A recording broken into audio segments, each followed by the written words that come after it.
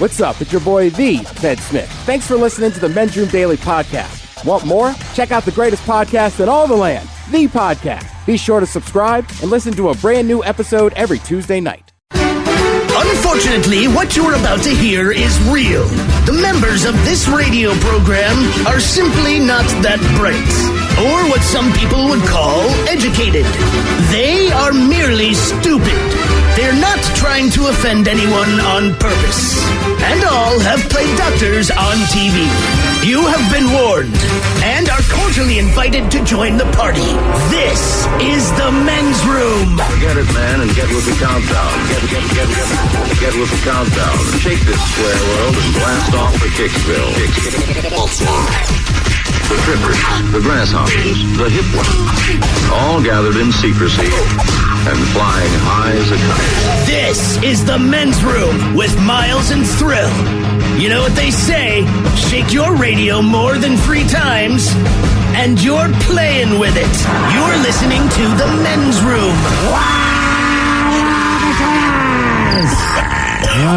It's going to be a good show. Yeah, it really is. And away we go. Welcome to season 17, episode number 3761. Along with Steve the Thrill Hill, the Ted Smith, and my cock, Montgomery.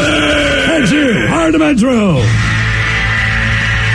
On tap today, the return of Who Sucks Less. We will play Profile This, plus headlines, a Men's Room shout of the day, fun with listener emails, and everyone's favorite, TV Time with Ted. Click, clack, drinking the drug. All right, here we go. Lakewood man steals a car, then accidentally drives into a wet cement. Not good to paint SCO hole on the road when school is what you meant.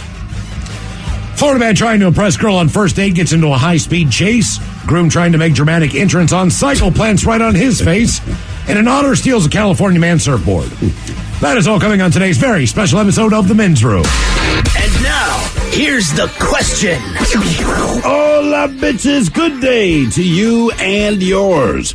All right, life is funny. And sometimes we regret the things that we've said to or about other people.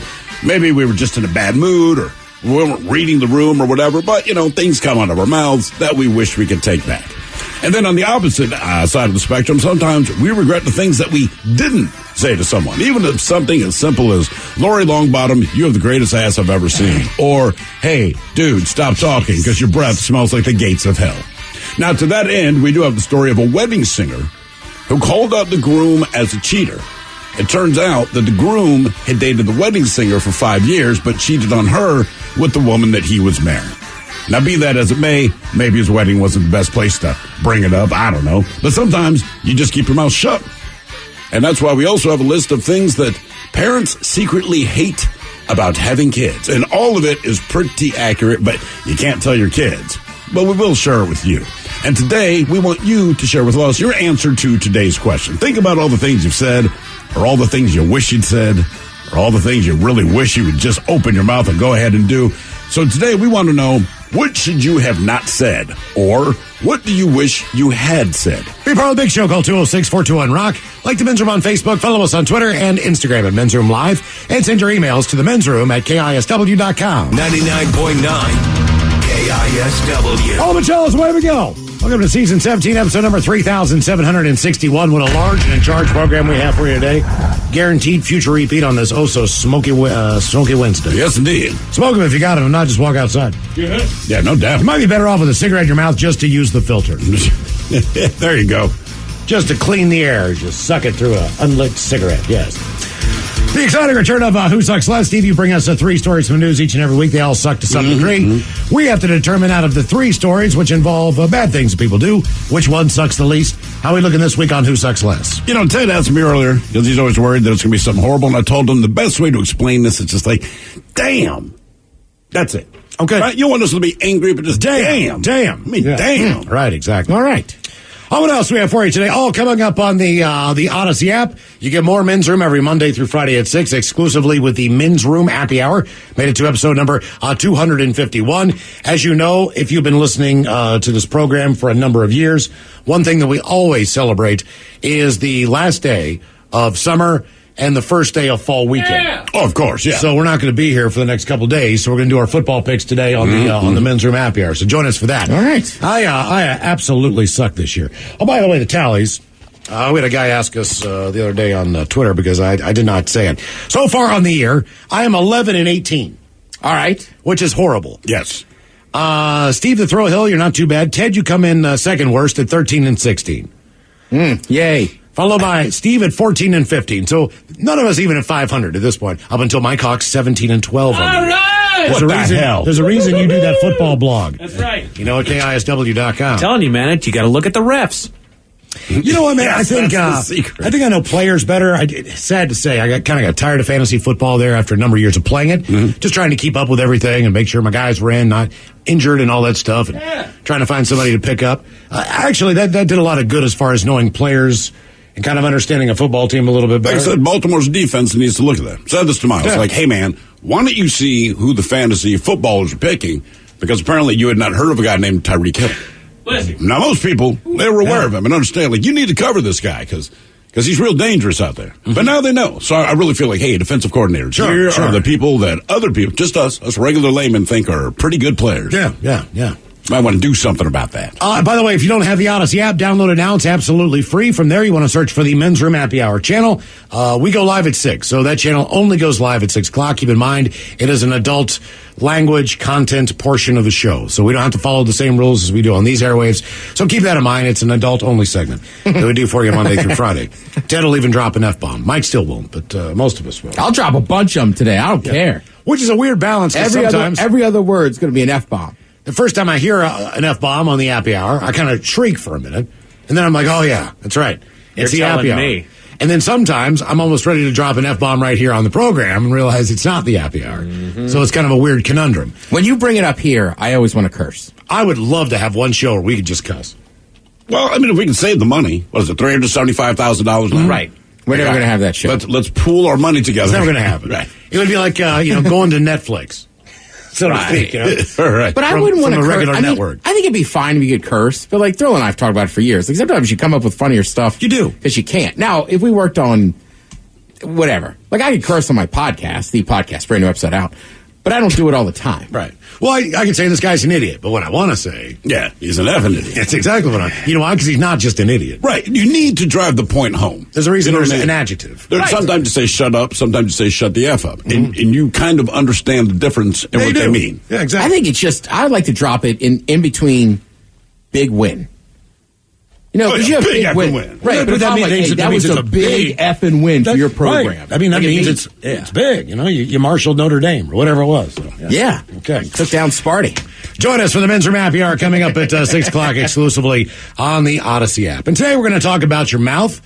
There's all kinds of things that you wish you had not said. There are all kinds of things that maybe you wanted to say, but you didn't. Steve, I know at one point in time, and you brought this story up a couple times on the air.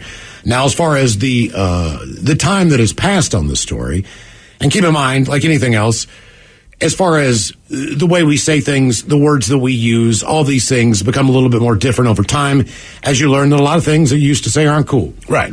You know, if somebody was mentally disabled, you might say the R word. Right. In place of that. There's all kinds of instances as far as just even being on the air where if I listened to something that we did 20 years ago, I would sit there and I would cringe. Oh, yeah.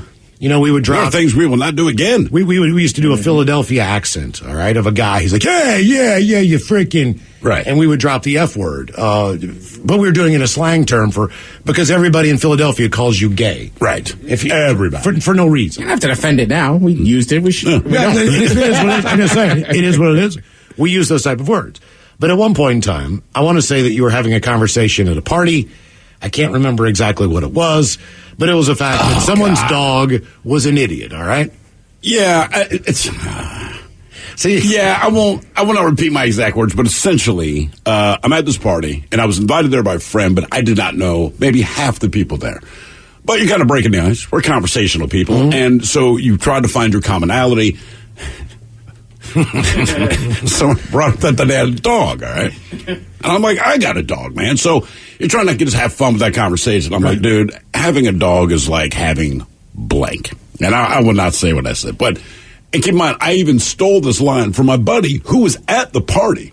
Okay, but when he had said this line to me, we both chuckled about it. So I stole his line. I drop it on these people. Well, what I compared having a dog to was the situation that this particular couple was actively in. And I knew it as soon as I said it, because right when I said it, there's just that look on their face. And then somehow, even though I'm the only person talking to them, and everyone else is having conversations with different people, somehow everyone heard me say this, and now there's just a hush. Sure. Yeah. You know, and you just stand there like, oh, my God, this is bad. And so a little time goes by. My buddy pulls me aside and says, hey, man, I don't know if you knew this. I said, you don't have to tell me. I know their situation now because these words came out of my mouth, and clearly I have just really, really insulted everything about them. And I did not know that going in, but I thought it was a funny line. Never said it again. Right. Did not know. I mean, I told you, I was at my buddy's wedding. Hold on, let me write down for Mike here. Oh, Mike can't figure it out. Come on. So I'm at a wedding for my buddy. His dad had passed away when we were younger, right? And man, I can't even set up this joke without sounding horrible. All right, let me start with this. Right. Do you remember the famous joke? Horace walks into the bar. Okay. Bartender says, why the long face? Sure, yeah. So then I heard a version of that joke, which was the horse walks into the bar, bartender says, why the long face? And the horse says, my wife has cancer. All right. Oh, I've got a cancer. Go ahead. So my buddy, he's getting married. I'm back in Maryland for it. His dad, I kind of forgot, had passed away. In like the rehearsal dinner, there's a whole thing like dedicated to his dad, who had passed away 5-7 years before this from cancer. So now we're at the hotel. Everybody's drinking. It's joke time. Well, I've got a joke. I say it to two people. His dad's brother and his cousin. And same thing, like you're saying, Phil, just the look in their eyes. You know, and I'm like, I am so sorry. You were the last two people I should bring that joke up. Yeah. But it's one of my best friends. I just thought it was funny, and then I was like, oh, my God. One of my best friends, her mother died. I went to her mother's funeral. I'm very familiar with this family. And maybe a year later, we're back in Baltimore, happens to be New Year's Eve, we're at a party. Anyway, I hear my friend make this loud scream, and I think like she spilled something or tripped or whatever. And I was like, Jesus, dude, you scared me. So like, I don't know, like your mom died. And then again, she just looked at me. I'm like, Jesus Christ, I'm so sorry. I know. She's like, you were at her funeral. I'm like, I know, man. I cannot believe these words came into my mouth. That's what happened at that wedding. We had just been at the rehearsal, and there was like a 10-minute presentation just about the father donate, right? And just drinking, and just was like, oh, I got a good joke for you guys. Oh, God. Oh, yeah. And they had just done it. And then I always try to do that. What's that? And they had just done the presentation. I dropped a cancer joke about 4 or 5 years ago. And it's this place I go into on the regular, but every once in a while, whatever. But there's two things. First of all, which place? I can't say. You tell me. I will tell you. Yes. Because we're writing down a lot of stuff. Well, because I know Miles is hot, so I'm wondering, like, which place this is. Okay. All right. Yeah. Okay. All right. So there's a person in this place, all right? And every time I go in there, they don't have their pants up and their ass is hanging out. All right. So I've always wanted to say something about that because it's 100% guarantee. It's not 50-50. It's 100% guarantee that I'm going to see this person's ass. All right. But the same place, the same place, okay? And another person who's working there said, hey, Miles, haven't seen you for a while. And I said, yeah, man, cancer's a bitch. And she looked at me and she was like, you have cancer? And I was like, no, just kidding, man. I said, I haven't, The woman behind me said, I'm in remission. Oh, God. She's like, no, I'm okay. It's funny. I get what you're saying. She, to her credit, she smiled. And she was like, and I was like, I am so sorry. Like, I was just joking. I know this person very, very well. I am so sorry. And she was just right behind me in line. I'm like, oh my God. Oh my God. Like, I'm not dropping any more cancer jokes. Right. This is not good. All right. We could do this all day, but one more quick one on a lighter note. Like a year ago, my buddy's dad and his partner, because they were state troopers for years. All right. They just recently retired, right? We go get barbecue. No, I'm not a truck guy, but we get in his partner's truck and I go, dang, man, this is a really nice pickup truck, right? It's like the crew cab, like this, all the bells and whistles. And he's like, after retirement, I decided I was going to finally get the truck I wanted, this and that. So then I spend 3 minutes saying, good for you. This is not one of those D-bags that got a BMW. Right. And I start going on a 3-minute tirade about hating on BMWs. Oh, no. My buddy's dad is in the front seat, hasn't said a word. And finally I go, you just bought a BMW, didn't you? And he goes, I did, Ted. Self-serving bastards. They're always hitting me in crossword. Midlife crisis people buying a rear-wheel drive car It's basically in a mountain snow-tesky town. Right? Well, just get a pickup truck. Like I'm a truck guy. Be a man. Oh, my God. What'd you think of all that? Yeah, I mean, with your friends, it's a little bit different. But, last time With friends, it doesn't matter as much. They get it, man. They understand. But when it's a stranger, I had one friend. He kind of got up in my face about it, but he was kind of got up. He kind of got up in my face. We've been having some beers though, but he introduced me earlier to his new girlfriend, who was soon to be. He was going to ask her to marry her. Yeah. Just went through a divorce about 4 or 5 years ago, and we hadn't seen each other in a while. And I mean, his girlfriend is just absolutely unbelievable. As far as she is one of the hottest girls I've ever seen in my life. Period. Oh God, this is so messed up. We got really effed up one night, and she put in a dip. And I was like, I've seen that movie in a long time. Yeah, didn't see that coming. You know, they live in Ohio, whatever the deal was. And I'm like, Pat, how in the F did you pull that off? Have you ever heard the term out-kicked your coverage? You kicked the ball out of the stadium. How did you pull that off? He's like, what do you mean, man? He's like, you know what, man, I'm really successful. And I'm like, Pat, I don't care. Look at her. Right. Look at you. He's like, look, you know what, man? He's like, I've raised 3 kids. And he goes off on this tirade. And I'm like, he's like, so you're saying I'm too ugly for her? I'm like, yeah, I am. Yeah. Yes, I really am. That's exactly. I'm telling you, if you saw me with her, what would you say? Right. He's like, well, you just know where you could get her. Like, that's what I'm saying to you, but you got her. I don't know how you did this. Because sometimes you're a complete ass. Right. You're, like, it's not that you're ugly. But you're not good looking. You're not worthy of that. Right. You don't deserve that based on your looks. Yeah, exactly. And she's just over there smiling at me. Thinks it's the funniest thing in the world. He's just just more pissed off. That's a bad one, too. And I told you this before, man. He's my buddy, so it's not the worst. But I could tell he was getting a little. Sure. How long did you go off on it?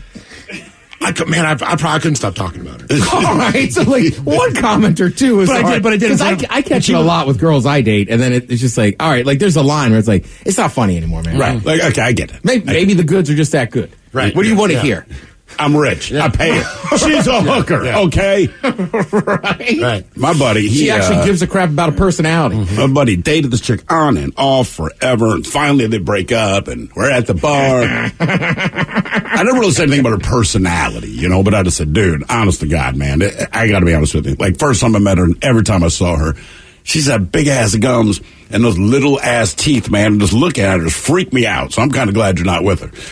Like, yeah, they got back together. Like, God damn it. I am, yeah. Okay. I'm just going to give up and leave now. That is so specific, too. I mean, she was all right, except for those weird teeth. But to be fair, in my defense, she had big ass gums and little ass teeth, and I don't understand how he can get past that. She wasn't like particularly ugly or anything, but I'm just like, I can't get past your mouth. It's just, it's wrong, So I finally opened up about it. And I'm like, oh, you go back together? Cool, great. Yeah. I'm going to get my check. I was at last wedding I went to was a friend's wedding. Now, I knew a lot of the people, but I don't know a lot of the brides. The last one? The last wedding I went to. All right. It was not my own. Was it Mike's? Well, no. Actually, no. We were all at that wedding. Sorry. Last Don't you hit on Miles? This is the last out of town wedding I was at. Okay? I should have let honest it go. Honest to God. So the night before they had the wedding rehearsal dinner type thing, right?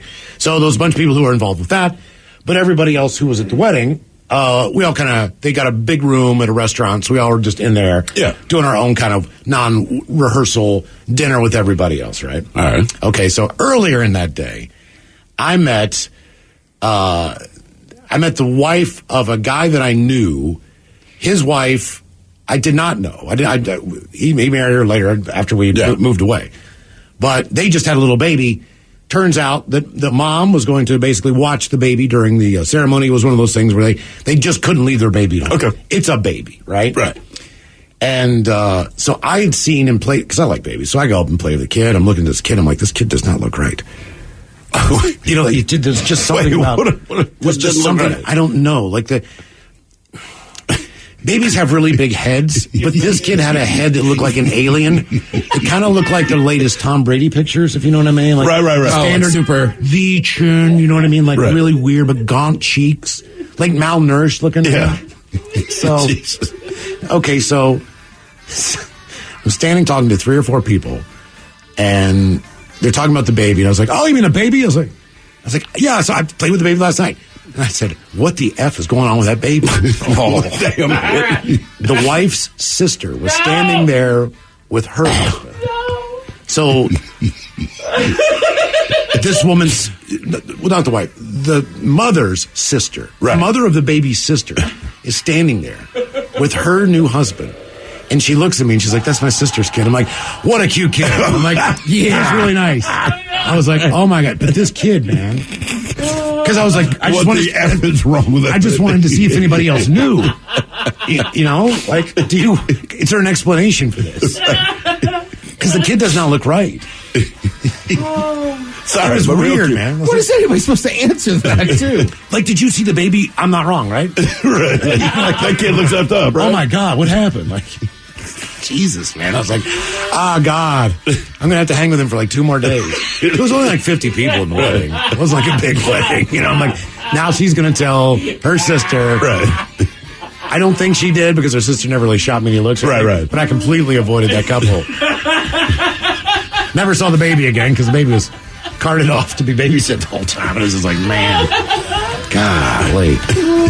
What should you have not said, or what do you wish you had said? 206-421-ROCK. 99.9 KISW. The shenanigans continue. This is the Men's Room with Miles and Thrill. Well, I'll get to the story later on, but basically an airline customer, they're having mixed opinions after a passenger asked the person he was next to he's up on the farts on a flight from New York to California. We'll get into that in a minute. And I can't believe people are split on it. Dude, he's up on the farts. The guy just put his headphones back on, like, it's perfectly natural. I'll what I want. It is natural, but I guess he was farting the entire flight. Yeah. Our question, what should you have not said, or what do you wish you had? 206-421-ROCK. Hello, Lisa. Welcome to the Men's Room. Hi, hola. Hola. Okay, so I'll tell you my story, and it's going to make me sound terrible, but it is very true. So a friend of mine had a sick dog. This dog had been a family dog, like 15 years old, and they were doing everything that they can to try to save it and everything. And then when the dog finally passed away, they called me to let me know that the dog had passed away, and I accidentally uttered out, "Finally, thank God." Ooh. It's when you add to thank God that it gets bad, you know? And I just felt so bad. I didn't mean it to be that bad, but I was just like, oops. Like, because I watched him, like, just spend all this money on this dog, and I was like, oh, gosh, that's terrible. It happens, man. Especially, look, there's people where their pet is real old. It's the equivalent of, like, if your dad were 178 years old, right? You kind of go, hey, man, there comes a point where you got to let it go. I know a woman, I will not say her name, but she's a cat woman. And she's one of these people, always says she doesn't have money, all right? But she does, because when her 21-year-old cat got whatever disease inevitably a cat's going to get after being alive. What is the common, there's one common one that kills cats. Leukemia? Yeah, is it feline leukemia? Yeah, something like that. That's awful. It is. Well, it's feline leukemia. It just seems like the most, like with dogs, it's always cancer or something. Right, when the cats, it's feline leukemia. Like a brain tumor or something. And it's pretty prevalent. But she was dropping all this cash, but she's a fairly dramatic individual, but she was going on and on about this cat, and this was back in Maryland, and we're at dinner, and there my wife, and she's going on about the cat, and finally looked at her and said, look, your goddamn cat's 21 years old, let it die. Right. Like, I'm not being mean. I know, look, I'm sorry, dude. You're spending thousands of dollars not making the cat's life better. You just don't want to deal with the idea of losing a cat. It's 21 years old. All you're doing is, you got to let it die. Look, and I remember she was really upset about it. And I'm like, look, I'm not being a D, but I'm saying what everybody's thinking. No one's going to tell you that. I'm telling you because I'm tired of hearing about it. I'm tired of hearing about your cat. You know why your cat has trouble? Because it's 21 goddamn years old and you won't let it die. Yeah. That's why. Yeah. Well, Jesus. Dr. Gomez was like coming home to a box of razor blades that were just spinning through the air. That cat, toward the end of its life, he was finally settling a little bit down, and he was a little bit easier to deal with and everything. Yeah, because he's old. he was just, but I didn't know I thought he was just getting a little bit more docile. But really, he was just. He's dying. He's dying. Okay. So it got better at the end of it. But in the meantime, this cat is a pain in the ass. Like, he would just drag turds through the house because he would sit sideways in a litter box because, his hip was broken and all these different things. He's blind. He can't see. He's a pain in the ass. I go to bed and he'd meow until I brought him up in the bed, and then I'd wake up in the morning and my whole bed's filled with cat litter because it was all over his fur, and I didn't brush it off before I picked him up, and all these different things. And so one morning it was really, really bad, and it was a work day, and it was about 8:30 or 9. So I took him up to an emergency clinic up in Linwood, and the woman's like, "Yeah, this cat's dying, man. What do you want to do?" And I'm like, "Put her down, or put him down." Yeah. And she's like, "Okay, all right, So she's like, "That's the smart move. I don't know how much more we can do for this cat right now." So I got Gomez on my lap, and she puts him down. He does his business, which they do. Sometimes they put him down. I'm like, "It's over. Thank God it's over." I was like, this nightmare's over, man. So this is what's going through my head. Like, this nightmare's over. Like, this is like, I feel bad. Right. But, this rescue cat was I'm glad I was there for him for the last year of his life. Make sure he was okay. I know he's a feral cat and all that stuff, and got hit by a car, but at the same point in time, so I get in the car and I call Robin, and I'm like, "Hey, man, I'm going to be a little late. They just had to put my cat down." And she goes, "Oh, no. Oh, God." She's like, "Are you okay?" I'm like, "Oh, I'm good, man. I'm calling because there's a Chick-fil-A across the street here on Ritchie Highway. And I was going to pick up some chicken sandwiches for anybody. Do you want one?" And she's like, Yeah, I'll take a chicken sandwich. So it's like, original, spicy, original. I was like, I'm not calling about I was like, ask everybody else because I'm going to go over there right now. I'm just going to get a chicken sandwich. I went over there. I was like, yeah. Oh, man. I was so excited to be in the drive-thru at Chick-fil-A. I completely forgot the cat was put down. I'm just like, God, it's over. It is over. What should you have not said, or what do you wish you had? 206-421-ROCK. Hello, Josh. Welcome to the men's room. Hola. Hola. Yo, so when I was like about 13 years old, I was getting kicked out from my house, and I was going to Arizona. So I lived in a trailer park at the time, and there was a girl who was like 18 years old, just moved in with a family. Like, we're hanging out on the last night. I was like, "Hey, let me see your boobs before I go to Arizona." Really wish I hadn't, because it was super awkward.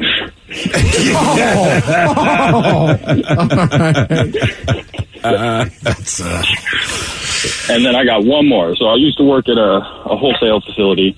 I was with Ham Sub, and one of the workers from the meat house took a vacation, go down to Mexico, go see his family, and his sister had passed away. So he comes back, and I'm the supervisor at the time, and I was like, "Hey, how's your sister?" I meant to say, "How's your family?" But I was like, "Hey, how's your sister that just died?" Really wish I hadn't said that. Oh, man, oh, man. Yeah. And even when you retell the stories, it comes out so easy for you. I know. Hey, how's your sister? Shouldn't have said that. Oh, yeah. My bad. Oh, God. Yeah. Good times. My favorite ever was Myron Cope, man. The announcer for the Pittsburgh Pirates, I guess it was. Pittsburgh Steelers. Pittsburgh Steelers. He was legendary. Man. Whatever. So Miles kind of grew up with this guy. Myron Cope on sports. Right. Just hearing him all the time. Miles was excited all day to talk. Oh, my God. This was one of my radio heroes. Yeah. He used to do games with Jack Fleming, Bill Hillgrove back in the day. And I mean, this guy he had his own Subway sandwich in the Pittsburgh area. They named it after me.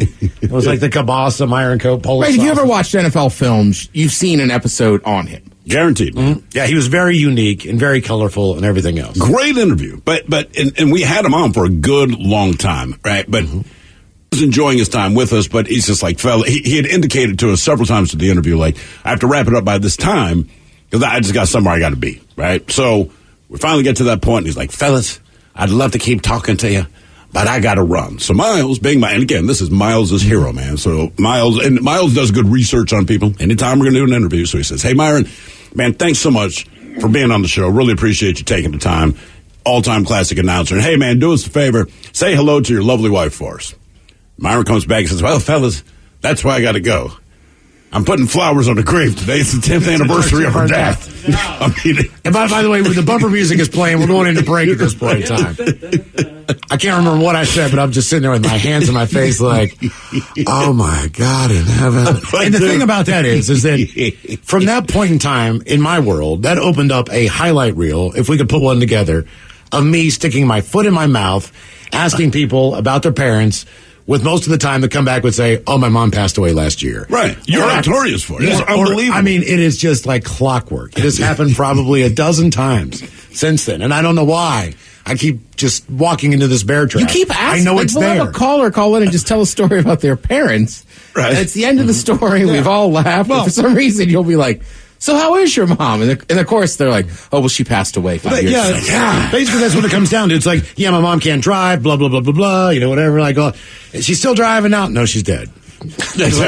Ooh, my bad. Man, sorry. God, but you hit him on the anniversary.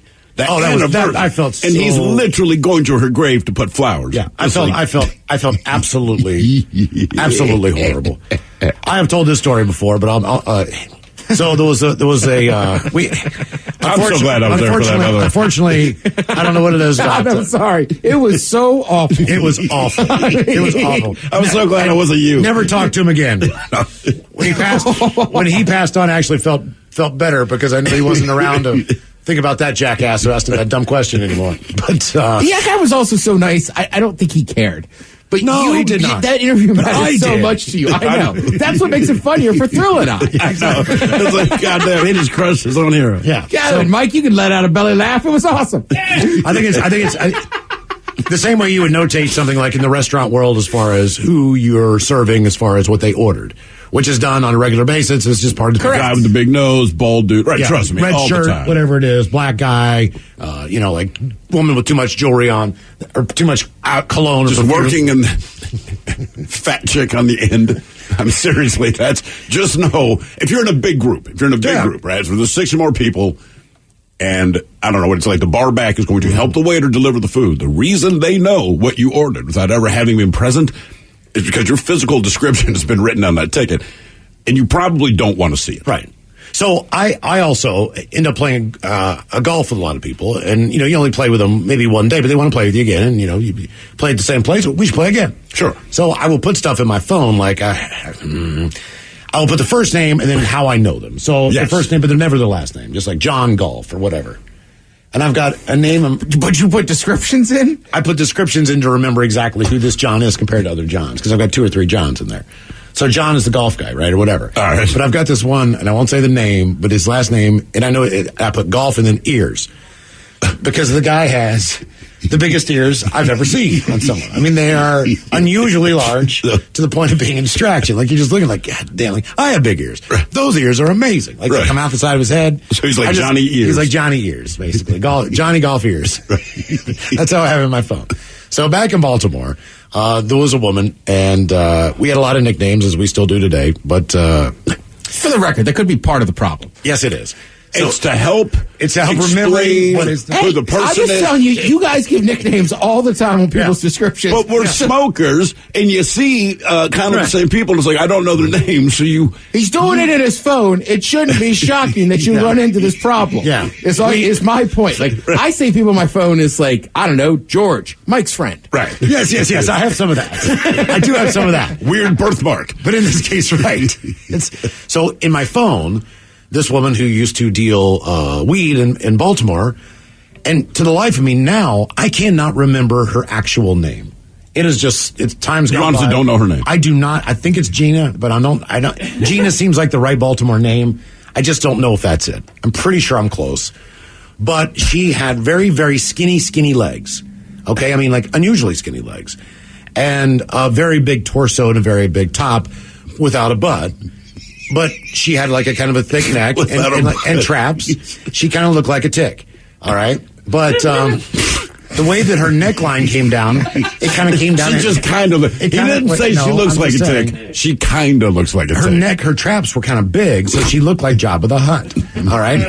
But I also know that one thing about her was that she did have a number of boyfriends, and she did do very well. Trust me, if you're a woman in Baltimore, you've got 5 boyfriends, right? But in the phone, I had her as Jabba the Slut. Oh, dear. Because that was her nickname between like 3 or 4 people that I knew. The slut. All right. You put that in your phone. This is terrible. So, and you knew her name. I had called her at one point in time, and I was going to happy hours trying to find out where she was going to be in Fells Point. But she always had weed, so bring some. You know what I mean? Yeah. When I see you, I'll find you and whatever. So I'm at the bar, and it's loud, and And she calls because I'd called her and left a message. She's like, Miles. She's like, I'm down at Fells Point. I'm like, I think I went, all right, Jabba, well, I'll walk over and see you in a minute. And she goes, what did you call me? And I said, what? What? She said, what did you call me? I was like, oh no. Will you take the phone out and stretch it out as far as you can from your face as if that's going to hide the problem? You know what I mean? And she's like, what did you just call me? And I was like, Gina, whatever. She said, no, you didn't. What did you call me? I was like, did you tell her? I called you Jabba. Oh, she's like, why did you call me Jabba? I was like, I don't know. It's like, I don't know. And then click. Oh, that was it? That was it. That was it. That was it. And my buddy, my other guy, the guy I worked with, of course, he went and got his weed. Oh, of course, yeah. Yeah, I mean, and apparently she was not happy with me. I don't think. My friend who started that nickname it was his name. That's how I thought it was great. Yeah, but he had all credit aside from the creativity standpoint. He's the one who came up with it.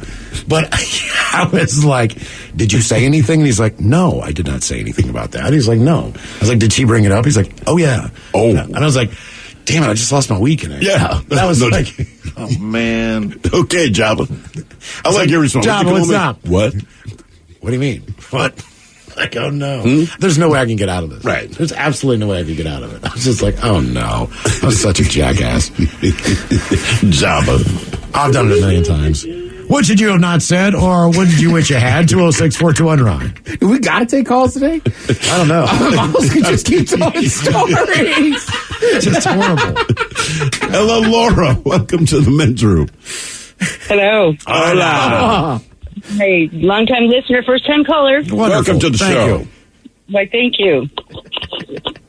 So, this is something I probably should not have said, but I did. It was many, many years ago when the state of Washington required people to stop smoking in restaurants. And I was still smoking at the time. And it's a crowded restaurant downtown on the waterfront, downtown Tacoma. And it was lots of people around, and I inadvertently didn't even think about it. I lit up a cigarette, and this lady sitting next to my colleague and I said, "Gross, put that out." And I said, well, looked at her, and I said, "I got to watch you eat, don't I?" She was like, damn. Wow. Oh, no. You got stung by the buzz. Oh, no. Zap. Damn, man. yeah. Oh, Her man. husband fell off his chair, or whoever it was, a coworker or friend or whatever, the guy sitting with her, nearly fell off his chair laughing, as did everyone else in the restaurant. Yeah. Well, at least you got a laugh out of it. Right? I have to watch you eat. Damn, Laura. That is... Oh, man. Yeah. I have to watch you eat. Good times. Hello, Ben. Welcome to the men's room. Hola. Hola. So this is probably 10, 15 years ago, but I was working as a cable installer, going around people's homes, installing their cable, their internet, stuff like that. And this rather large woman, I walked into her home and said, "Hey, when you do?" And, she wasn't.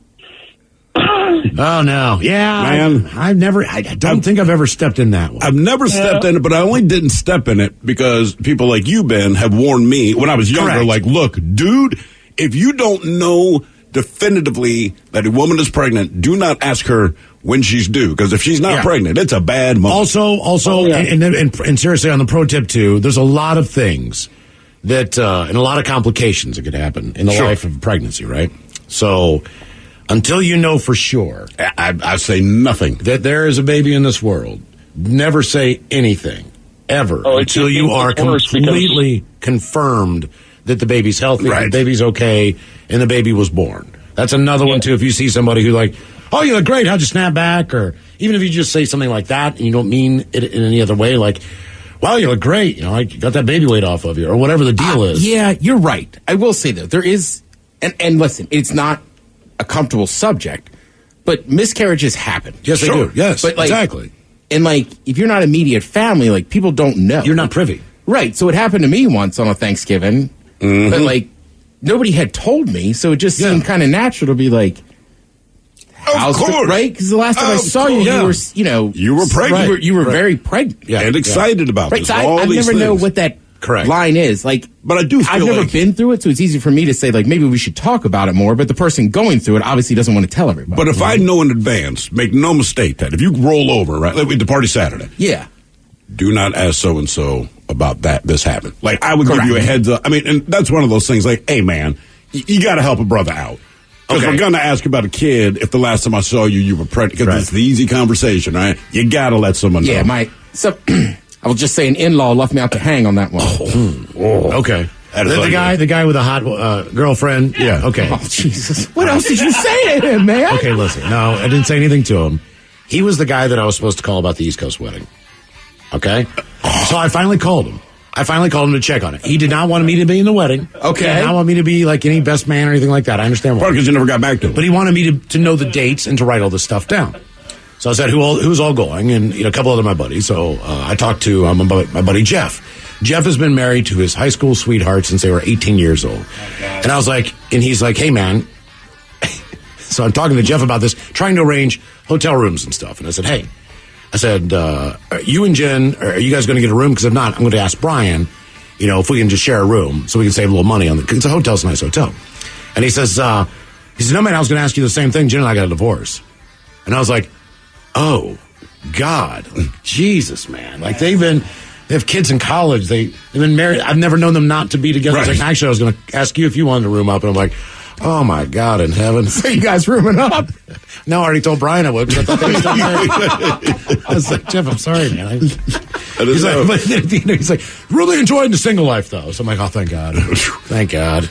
What should you have not said, or what did you wish you had? 206-421-ROCK. What's up? It's your boy, the Ted Smith. Thanks for listening to the Men's Room Daily Podcast. Want more? Check out the greatest podcast in all the land, The Podcast. Be sure to subscribe and listen to a brand new episode every Tuesday night. 99.9 KISW. We return to the men's room with Miles and Thrill. Airline customers are having mixed opinions after a passenger asked the person he was next to ease up on the farts. Flight was going from New York to California when the passenger started to smell continuous farts from the person he was sitting next to. He did all he could to block the odors, even put on 2 COVID masks on top of one another. That did not stop the smell from seeping through. Until finally he asked the passenger to go stand in the bathroom and get it all out. Well, the passenger denied his request and stated that he was going through his natural bodily function. Passenger then puts his headphones back on and proceeded to fart all the way to California. The man smelling the farts decides to reach out on social media to see if other people thought he was being inconsiderate of the farting passenger. The man wrote, flying back to California from a work trip in New York, just about every 15 to 20 minutes, I smell the foulest of farts. So bad that I got the extra masks and wore a double the whole flight to block the smell a little better. After a while, I'm getting sick of it. Asked the guy next to me if it was he who was farting the whole time. I was trying to be as polite as I could about it. He seemed not to be offended or anything. Just said, oh, yeah, sorry, man. And went back to watching his in-flight movie. Another hour goes by, and he's still letting one rip on a regular basis. So I followed up by saying, hey, sorry to bug you again, but if you're farting this much, could you just, go to the bathroom or something just to get all of it out of you so you can ease up on the farts a little bit? I was trying to have a jovial tone and keep it light, but he was not having it. Kept going on about how his natural bodily function and to stop bugging him. To which I responded, yeah, it's natural to poop too. Maybe it's your body telling you to let it all out. I agree with that. After which he just frowned at me and put his headphones back on. He kept up the whole flight. Seemed pretty satisfied with himself. Was I being unreasonable to ask him about it? I know some people are sensitive about their bodily odors and whatnot, but after calling him out on it, he seemed to take pleasure in the fact that he was dropping bombs the whole way.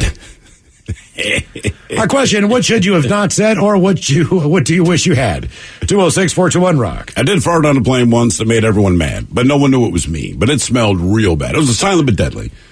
We're flying from Houston back to Seattle, so 4.5 hour flight. And I dropped this bomb early, man, and it just didn't go anywhere, But when you looked around, you could tell people were just irritated that they had to deal with the stink. But lucky for me, there was an old man sitting in front of me, and everyone assumed it was him. The secret, you see, you also have to look irritated. Well, the guy on the plane is not wrong. It is natural, and when you're going up and down in the air. Sure. But I also get the other, after a while, being like, dude, come on. Go to the bathroom. If he's doing that the whole flight, like Miles said, I would be like, you have to, I would talk to him like I would a child. Go poop. Go try to poop, okay? They don't smell that bad if it's not in the chamber. You want me to hold your hand and walk you to the bathroom? There's one in the chamber, buddy. Come on. I can tell it's there. Right. Hello, Matthew. Welcome to the men's room. Hola, bitches. Hola. So, what I should not have said. I was on my way to work, and it's a real small community, so I drove the same road every day for like 4 or 5 years. I've never seen a cop on this road. So I'm on my way, 6 a.m., and I get pulled over for speeding. So the cop walks up to me, and he's all polite. Hi, my name's Officer Johnson. I'm with JPD. Today is Safety Awareness Day. We have extra patrol out for broken taillights and blah-de-blah, speeders like yourself. So he gives me like a 3 to 4 minute speech about this whole Safety Awareness Day. And to me, it felt like a half an hour. I was having my coffee, had my music on, was driving to work. So when he gets all done with the 3 to 4 minute speech about Safety Awareness Day, I casually look over at him and I say, so basically what you're telling me is I can go fast every day but the 19th. And he started writing his ticket. He's like, well, I personally said, no, that is not what I'm saying. I kind of shrugged my shoulders and I was like, all right, just let's get this going, you know? Yeah, just look, my dad, I was like 12 years old. He gets pulled over for speeding. My dad speeds all the time, all right? So I always remember the cop walks up, says, sir, you know, I pulled you over. My dad's just like, why? He said you were doing 47 and a 25. And this was my dad's quote to the cop. So, well, things didn't go so well for him after that. Ticket got real big real quick. And like I said, I was only like 12, but I still thought to myself, like, I don't think that was the right answer. I should not have asked that cop if I could touch his mustache. Well, you ended up not getting arrested. Yeah. Well, it's better to ask and not do it than to do it and find out. It was a spectacular stash. It really was. Come on, man. Let me just touch your mustache. I don't know what I was thinking. Stupid. What should you have not said, or what do you wish you had? 206-421-ROCK. Is there anyone who has a mustache who's a stranger where you think they'd be okay with you doing it? Well, like, people touch people's beards all the time. I've seen that move before, which is a little bit strange to me, too. Not... Sometimes a woman will. Yeah, I've never had a dude walk up. If another grown man has walked up and touched my beard like that, I'd be like, what are you doing? How about touch the top of your head? When I first shaved my head, and again, it was weird because it's one thing if you knew me before I shaved my head, I understand. But these are complete strangers, but there's always chicks like, can I touch your head? And I'm like, well, hell yeah, man. You know, don't you touch me wherever you want. Have you seen the videos where somebody goes up and tries to accost someone who's in, who parks in a handicap spot or whatever. Oh, and that person shows them like their prosthetic leg. Like that right. That's a bad feeling right there, man. I did it at that giant DMV in Maryland, Glen Burnie. What, called someone out? Yeah, because I'm walking, like, there was like an annex building or something. That I can't explain to you how long the lines are at that DMV. So I'm walking over there, and there was a yellow Corvette in a handicap spot, like blaring music, right? So I don't... Maybe they had a thing in the window. There is nothing on those tags. And I'm just like, oh, like, super cool, dude. Just going to block the handicap spot, huh, to blare some music. Large man next to me goes, he is handicapped, dude. And I go, what? And he goes, he's got it hanging in the mirror. And I go, oh, man.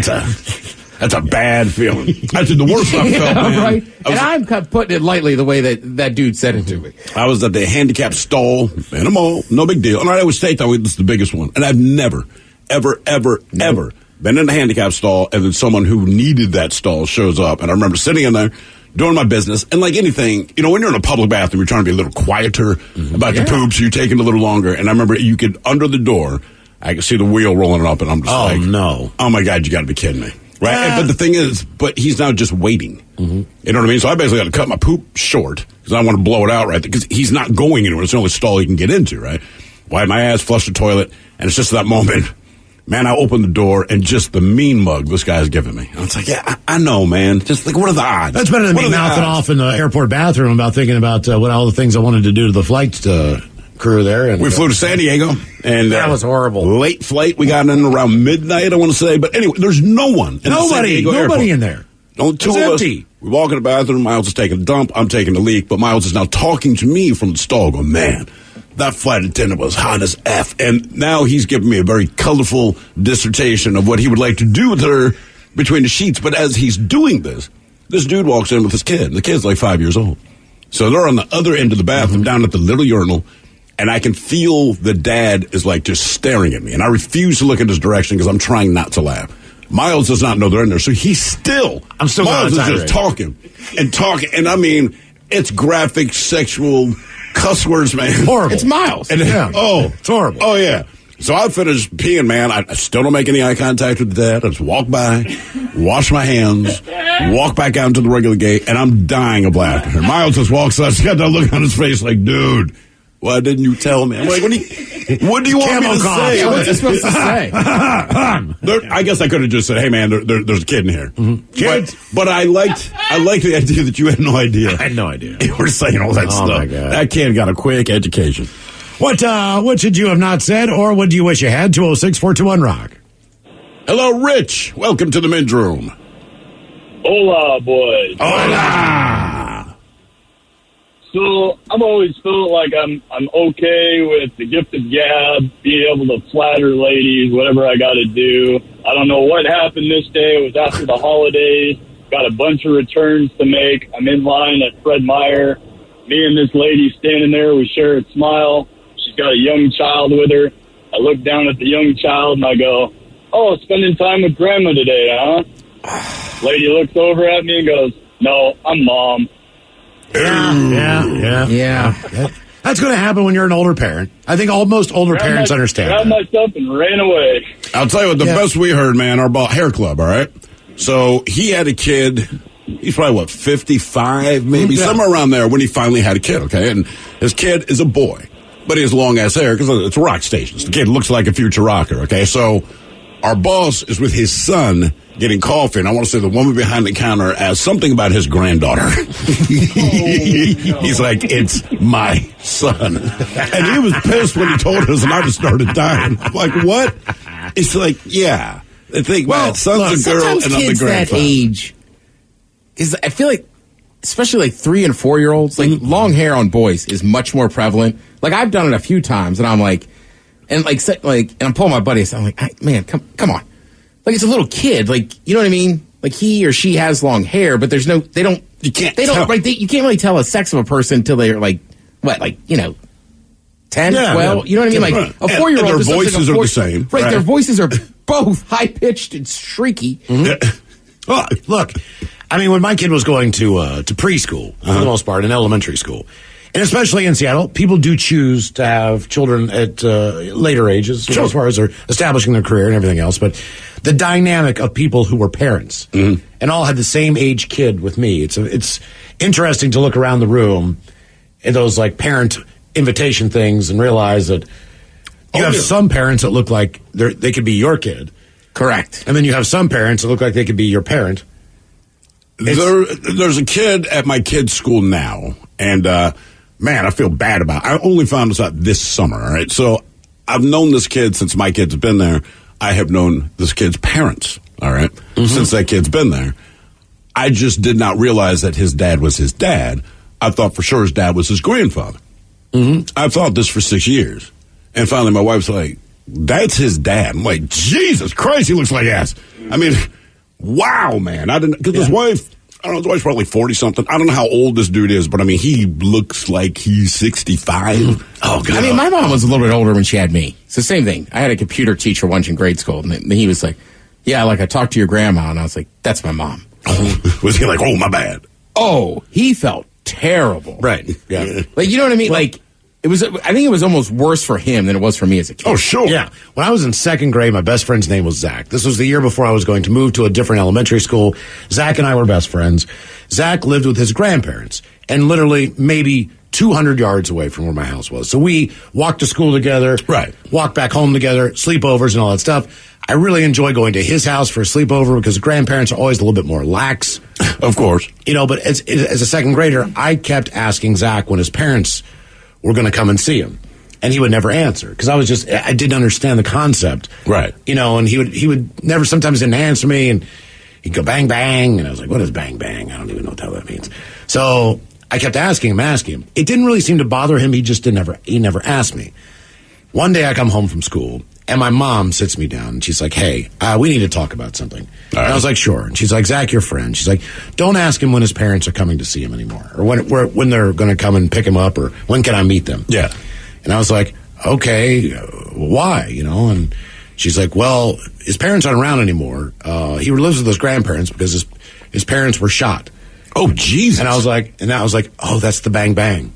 Oh, God. And I was just like, oh, my God. And he's just a second. So he would just say bang, bang. I think I broke down and cried. I remember doing that. Sure. Like, just like, oh, my God, because I felt so bad. But for him in general. But he would say bang, bang when you asked. I was like, where are your parents? He go, bang, bang. And I didn't. I was like, jeez. I was like, oh, God. Wow. So my mom told me that. I was just like, holy cow. Okay. Right. All right. My bad. Sorry, man. I mean, I was a curious kid. I just couldn't understand why. Jesus. Like. Bang, bang, man. I know. Somehow that makes it worse. It really does. He didn't live with his parents. And it's just like, oh, Jesus.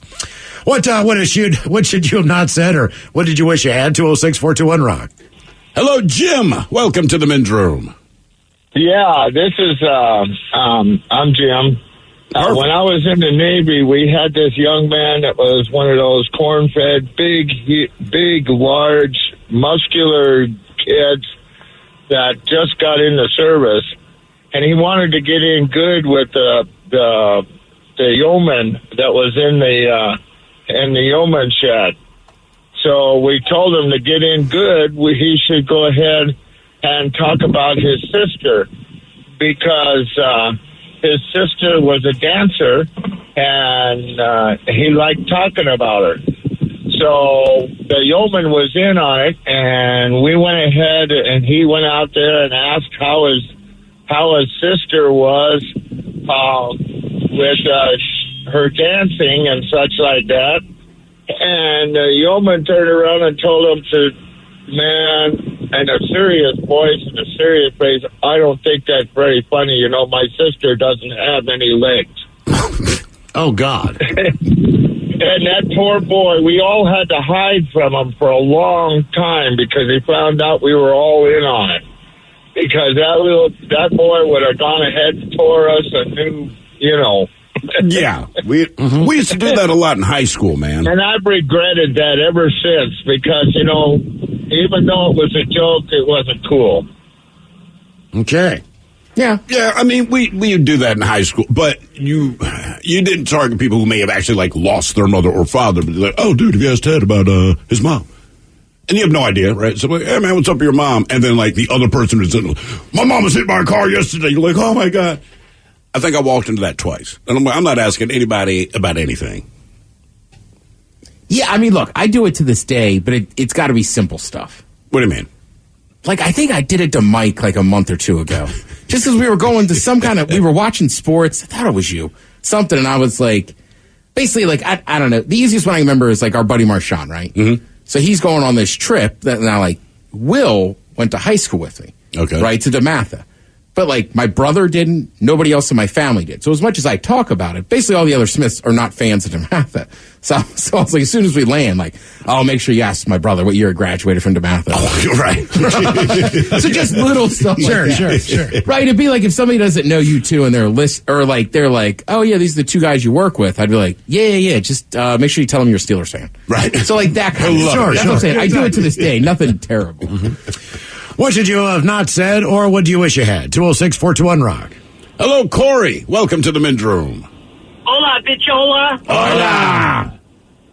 So, I moved to Washington about 27 years ago from San Diego, and going into the first winter where I was working, the business owner came back to the shop and said, it's snowing, and I was so excited. I'm like, outside? And she was like, no, in the friggin' showroom. Right. All right. I'd rather be snowing in the showroom. Yeah, that would be more exciting. Look, man, we all do we were coming back from the gorge once. Ted, I think you were in the car with me. And it's the middle of the desert, man. I was looking out the window, and everyone's commenting on how cool it looks. I'm like, dude, you know what it reminds me of? It reminds me of the camo that they wear in the military. And right after I said it, I'm just like, why? And everyone's like, does it? Desert camo? Huh, what do you know? Yeah. Isn't that amazing? I'm just like, I know how stupid I am as soon as I said that. Yeah. Yeah, great moment. What do you mean? What should you have not said, or what do you wish you had? 206-421-ROCK. 99.9 KISW. The men's room returns with Miles and Thrill. A question. What did you have not said, or what do you wish you had? 206-421-ROCK. Hello, Brandon. Welcome to the men's room. Hola. Hola. So, I was walking with my buddy across campus one day, and we're talking smack like you do, poking fun at each other, all that jazz. And I pop off with something like, man, I'd give you every last one of the $15 in my pocket to touch your girlfriend's boobs. And he goes, I'll tell her you said that. And I'm like, blowing it off like, whatever, yeah, sure, go ahead. Go right on ahead. Well, a week or so goes by, and I see her. I'm like, oh, hey, Mary, how's it going? And I knew something was wrong by the way she just came right up into my face and was just like, do you think I'm a whore? And the guy was just really mad. She's the sweetest girl alive, and she was irate. Really? Oh, it was. It was. I was mortified. I felt so small. So, I mean, what did you say? Like, hey, man, I was just joking, but, I mean, you got nice boobs. I'm sorry. I was just kidding around. Yeah. I was at a loss because it had been, like a week or something. I'd forgot that I'd even said it because, we're just walking around talking smack. Yeah, of course. And so she comes up mad and just, like, gets up in my face. And I was a little confused at first. And then she said her piece and walked away. And I'm like, okay, then. Not bad. Yeah. How about $30? I mean, one for each one. Said something like that. Are you mad that I didn't offer more money? Or no, that's not it. Okay, my bad. I wasn't sure on the angle you're taking there. Not too friendly for a whore. Yeah. Oh, do you think I'm a whore? Like, that's a loaded question. I don't know why you're asking me this. Right. Jesus. Maybe. I like it sometimes when people just address it. Like last year, I was at a Halloween party. All right. And I had a couple that knows friends of mine. All right. So it's a Halloween party. So the guy's wife, she's wearing it's like steampunk, whatever, but she's got on like a bustier, and those things are out there. Sure. So I think, I don't know if my eyes lit up or something, just like, good to see you. And her husband Good goes, to see you. dead looking, but no touching. Right. I was like, fair call, man. Fair call. Cool. I can live with that. Yeah. I can live with that. That's a good arrangement, They're out brother. there. Let's just acknowledge That's it. better than the guy in the bar with his wife who just got new breasts. Oh, who's God, asking right. you if you want to see them. And you're like, no. No, We're in a bar. and it's always the guy asking. Yeah, exactly. Like, Correct. Yeah. No. Well, then they always get divorced. Oh, yeah, inevitably. I don't know. Like, it's happened to me 3 times. Every time I've known somebody, it's like, yeah, you got to see them. Like, okay. Yeah. It's like, wonder how that couple's doing. Like, oh, they got divorced. Yeah.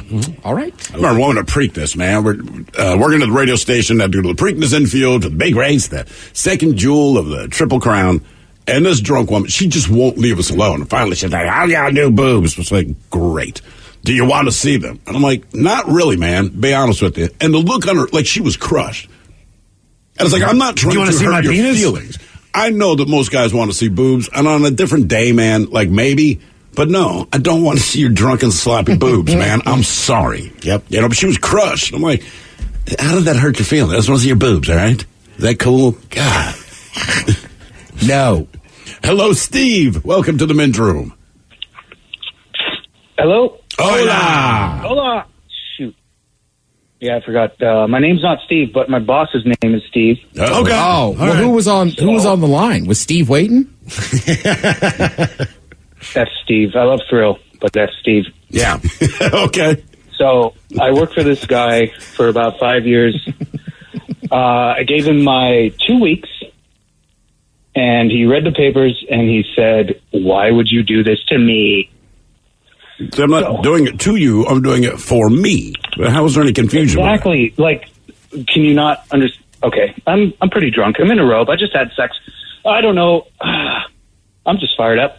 I hate this guy. Why would you do this to me? Because you're a hypocrite, obviously, by that statement you just made.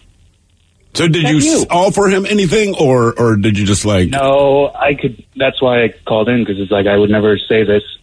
Like, I gave you my 2 weeks. Well, it's a general courtesy to do that, but not everybody is acceptable to that. Which is a weird thing. We gave our 2 weeks at the Baltimore radio station because, as I understand it, that's the professional courtesy. Right? So we explained the situation, put into it. They chased us out of the building within 10 minutes, not knowing that they needed to fill a 4-hour talk show. And then the next day, and we just could not. I'm like, dude, we're giving our 2 weeks. We're not like quitting right now. Yeah. We're trying to work out the 2 weeks because we're going to still do out our of the stuff building together. now.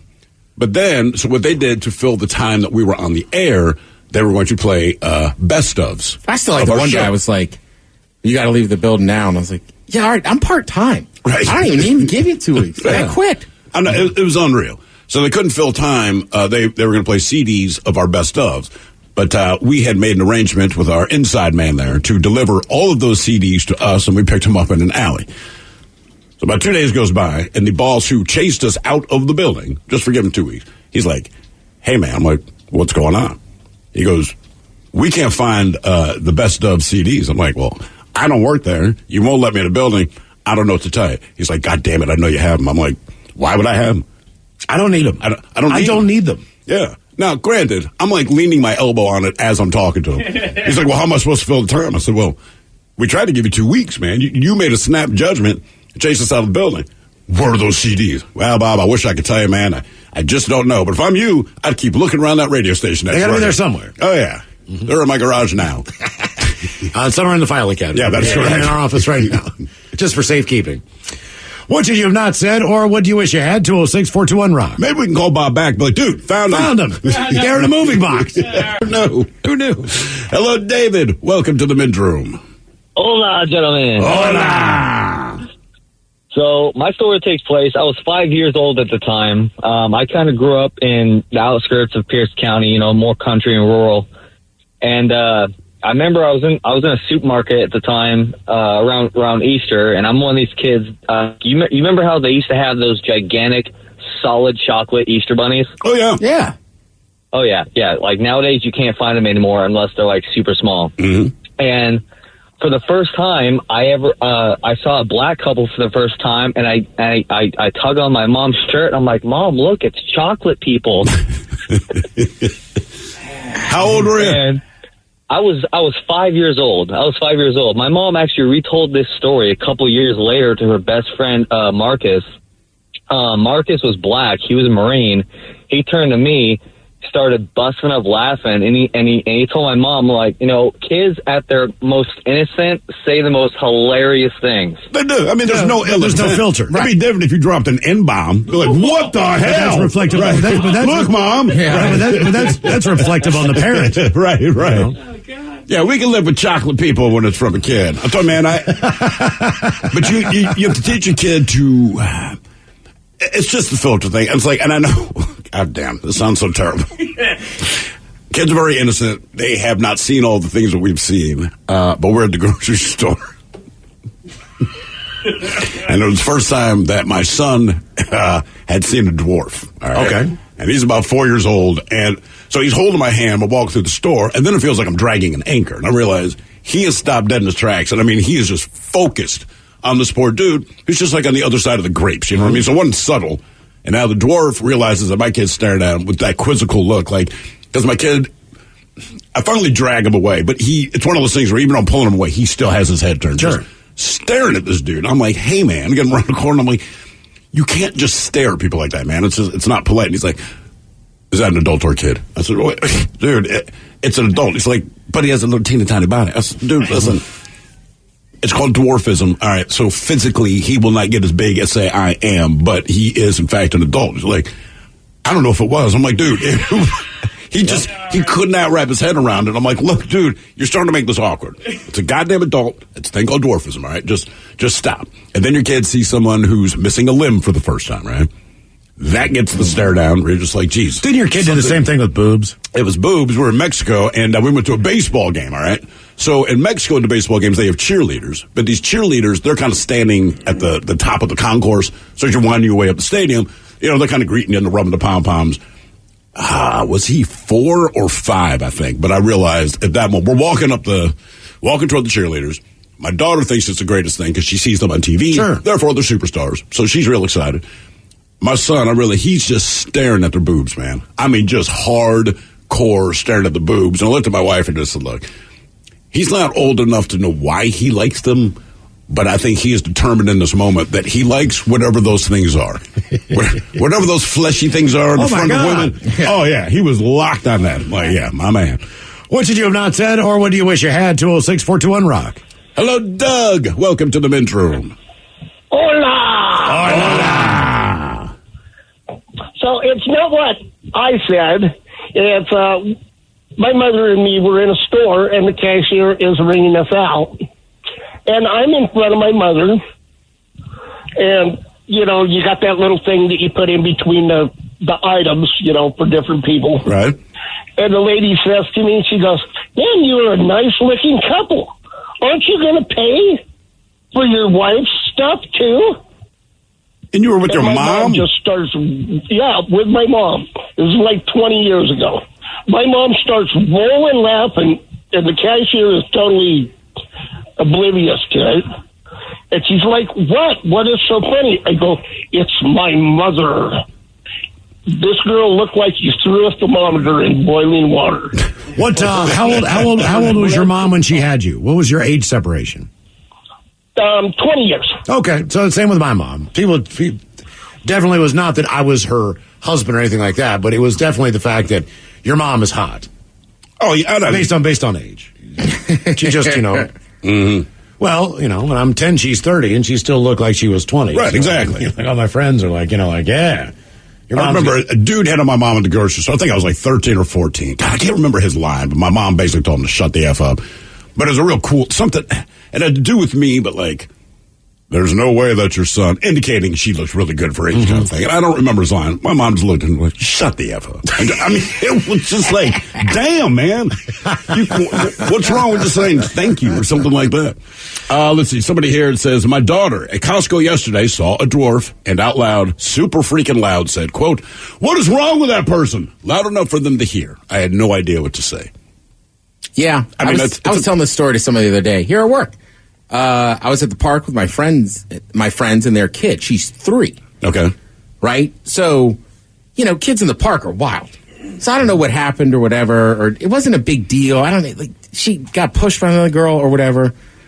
But the girl had on a black jacket. Okay. But the little girl she was pointing at was also the only black girl in the park. And she just kept yelling, "The black one, the black one." And they were like, stop. And like my friend, she had to like walk over and talk to the mom. And the mom was like, "No, it's all right. Like, it's cool." But it's just like, we were mortified. Oh, yeah. That's right. Because she's, how kids, she's pointing. The black one. Right? It's like, we just look like the group of racists over here. Hello, Robin. Welcome to the men's room. Hola. Hola. All right, so my story happened like in the early 2000s. I was a lead person at a manufacturing company, and we had a particular individual who he says that he had paranoid schizophrenia. I think he had a little bit of Tourette's, a little bit of autism, little bit of everything, I think. I'm pretty much thinking. But anyways, I also had a coworker who was an older lady that me and her would, BS all the time. And they worked right across from each other. And one day I was talking to the lady coworker, and the guy across from her just started laughing real loud. And he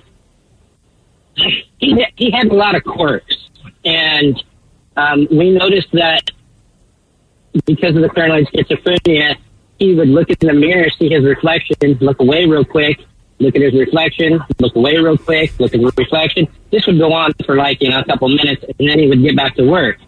Well, we noticed that he did that one day, and I leaned down to the lady coworker, and I said, I'm really surprised that his mom had any kids that lived. And the lady stopped working for about 5-10 seconds, got up and ran to the bathroom. And I was like, what the heck's going on? Wonder what I said. And so another coworker came over to me and she said, what did you say to her? And I told her what I said, and she's like, yeah, I don't really know if you know this, but a couple of years ago, one of her youngest son was a victim of Wesley Allen Dodd. Oh, Jesus, man. God. And I can't count how many times I apologized to her. I think it got to the point where she's like, you don't have to apologize anymore. It's not something that I pretty much told anybody. I just kept it in, a small circle of my friends. But yeah, it was kind of awkward whenever I had to talk to her. Yeah, I bet it was. But, yeah, no kidding. I mean, you didn't know. That was my story. Yeah, you feel awful. You do, man. And once it's out, it's out. There's not much you can do. I think a lot of the times people know that your intent is not, but it's still a trigger. Sure. Yeah. So it's not that you. That's the problem. You never want to try to, be not nice to someone by your comments, and you realize I shouldn't have said that. Mm-hmm. I once got myself into a little bit of trouble. I went. A friend of mine invited me out. She was going out with her girlfriends to grab a few drinks, have a little celebration. I went out there and I joined them. And when I got there, it was a gaggle of them, and then there was one dude sitting there, seemed a little bit on the younger side, but he's sitting there with his hoodie and it's all drawn up there like that. And it's hitting me weird. This is kind of the fish out of water here. It doesn't make sense. So the night goes on, I'm drinking, I'm having a good time. Then all of a sudden I'm offered to buy drinks for everybody. And then someone points to the kid and says, not for that one though. I said, oh, you're the DD. I was wondering why there was just this young dude that was here with all these chicks that's over here. It's like, okay, I'm thinking you've got better things to do, right? You should be at home like playing games with your buddies or something like that. And then everybody's giving me these weird looks. And then all of a sudden I stop, conversation goes on, and my friend texts me, she says, that's actually a girl. Oh! Yeah. Oh. She starts crying. I don't know if it's her mom or a friend or a sister or something like that. Leaning over like, do you want to leave? Do you want to go somewhere else? Like, oh my God. Later, after they all took off, I apologized all over myself profusely. Like, I'm sorry, I made a jackass out of myself. I'm so sorry. It was a little bit more water under the bridge. Like the night started coming up on an upswing, but I was king a-hole at that point. Like I could not bring it back. Yeah. Did she take the drink? My friend did. What did you have not said, or what do you wish you had? 206-421-ROCK. Hello, Bob. Welcome to the men's room. Hola, bichola. Hola. All right, it was a couple years ago. My sister got into a bad car accident, and she had to have her leg amputated. Jeez. So she went to the VA hospital because she's a veteran. So she went to go get her prosthetic, and then they teach you how to walk on it. She was in there a couple months. So I was up visiting, and I was pushing her down one of the long hallways, and these little kids and their mom were walking, and they were staring at her. So when they got up real close to us, I said, see what happens when you don't eat your vegetables?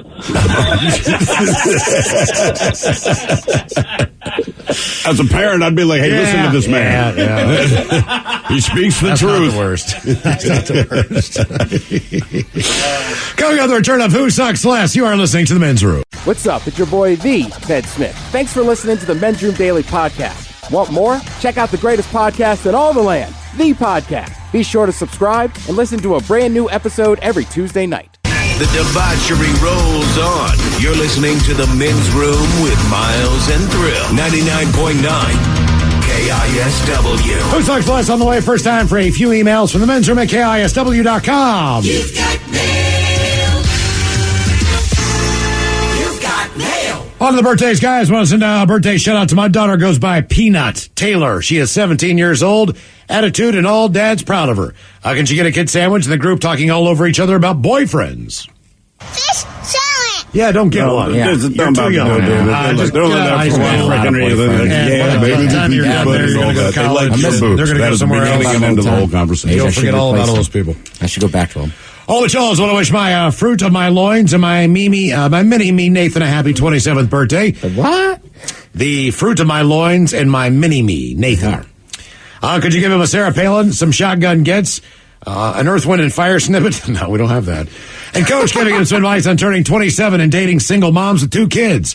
Thanks, guys. That from Gutter Man Mike. So, suck it up, cupcake. Get. Oh, you got it. Nice work, Mike. Thank you. You know how Mike got that done? Hard work. Coach respects hard work. Now listen, you're 27. I tell you a lot about living life. But you're dating a single mom with 2 kids. You're putting in the hard work. All right? Just because she has 2 kids doesn't mean she's out of the market. You're stepping up, putting in the hard work. Good for you. Also, it's your birthday, so maybe take a night off. Go get hammered with your buddies. Guys, it's Chaz, the station engineer's birthday today. Oh, Chaz! I knew it was his birthday all day. I didn't want to say anything because I didn't want to ruin the birthday surprise. Yes, damn it, Chaz. See? Will you please play the Green Bean song as well as let us hear how excited the Dirty Germans are watching the Mariners in the hunt for the playoffs? Thanks, guys. That from his loving wife, Andrea. Green bean.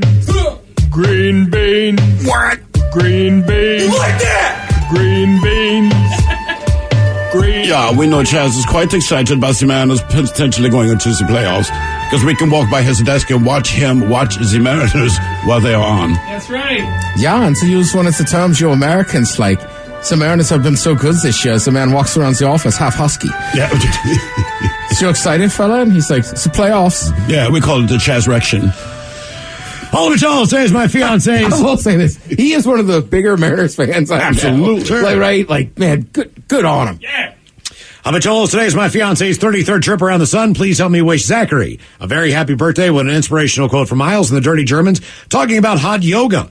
All our love. That from Avery, Trike, and Lou Dog. All right, Zachary, here we go. And I know this from living in Fremont. When you really, really think that you don't care about something, remember, no one cares more than the drunk girl outside of the bar screaming, I don't even care. I don't even care. She really doesn't care. Yeah, they want to hear about the hot yoga. Mm-hmm. Yeah, I don't do much yoga, but I do know one position, the downward doggy style.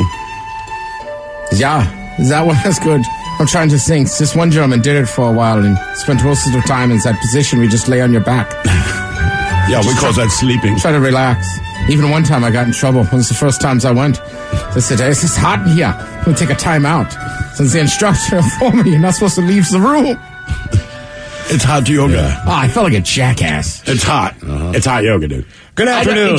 I don't know. Have you ever done it? No, hell no. It is so. Miles, you did it once, right? I did one time. It is so hot. The first time I went, I was like, I gotta get a breather. Mm-hmm. Good afternoon. Birthday shout out, guys. Today's my favorite daughter's 36th trip around the sun. Her name is Kylie.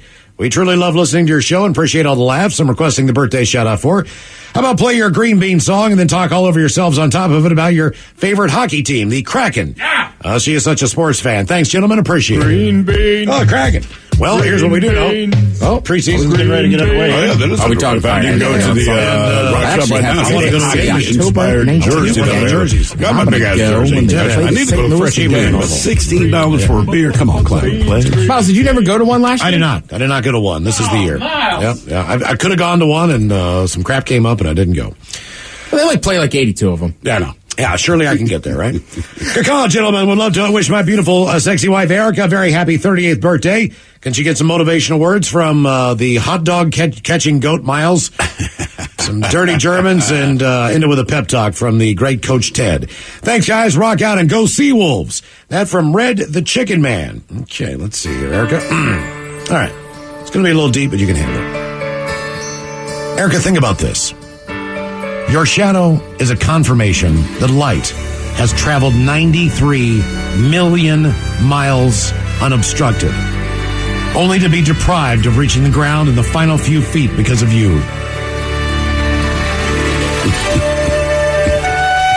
Yeah, it's funny you bring up hot dog catching. He's very good at catching my wiener in his mouth. Yeah, I thought we were talking about her. She won't let me. Yeah, can't do this anymore. But I know you can get kinky tonight. Tell him to put on some mascot head. Yeah. Mm-hmm. He has to have already, right? Yeah, sure. I don't know. Yeah, at least once. All right, Erica. Tell you what, again, Coach likes hard work, but hard work is paid off in your case. I don't know much more I can say. You can see it in the design of that body. You worked here with us. Everybody respects it. See you online. She's like a workout queen now. Great job. Yeah, absolutely. Is that going to shut off? Yes. There you go. Oh, Jesus Christ. Oh. Jesus. God, this thing is such a buster. Bush Light Brett is 38 today. Yeah. Party boy. Thanks, Ted and Mike, for celebrating with us the other day. He would love to hear some dirty German. Thank you, guys. That from Rebecca. Yeah, what kinds of thing would you like to hear from the dirty German? Do it more, do it faster. Do it slowly. Sorry about your eye. I hope it doesn't sting. Yeah.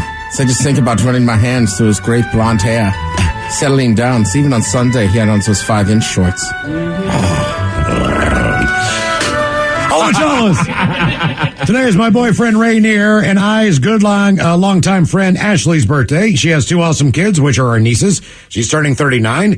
Can we get an inspirational quote from Miles about being 39 and an Aussie Ted about finishing school and becoming a teacher? Thanks, guys. That's from Rainier and from Kate. All right. Let's see here. All right, Ashley. 2 thoughts. When you pop bubble wrap, you get to breathe in air from China. Also, no matter how old you are, an empty wrapping piece of paper tube is still fun to bang someone over the head with. Really is. Boom. Oh, yeah.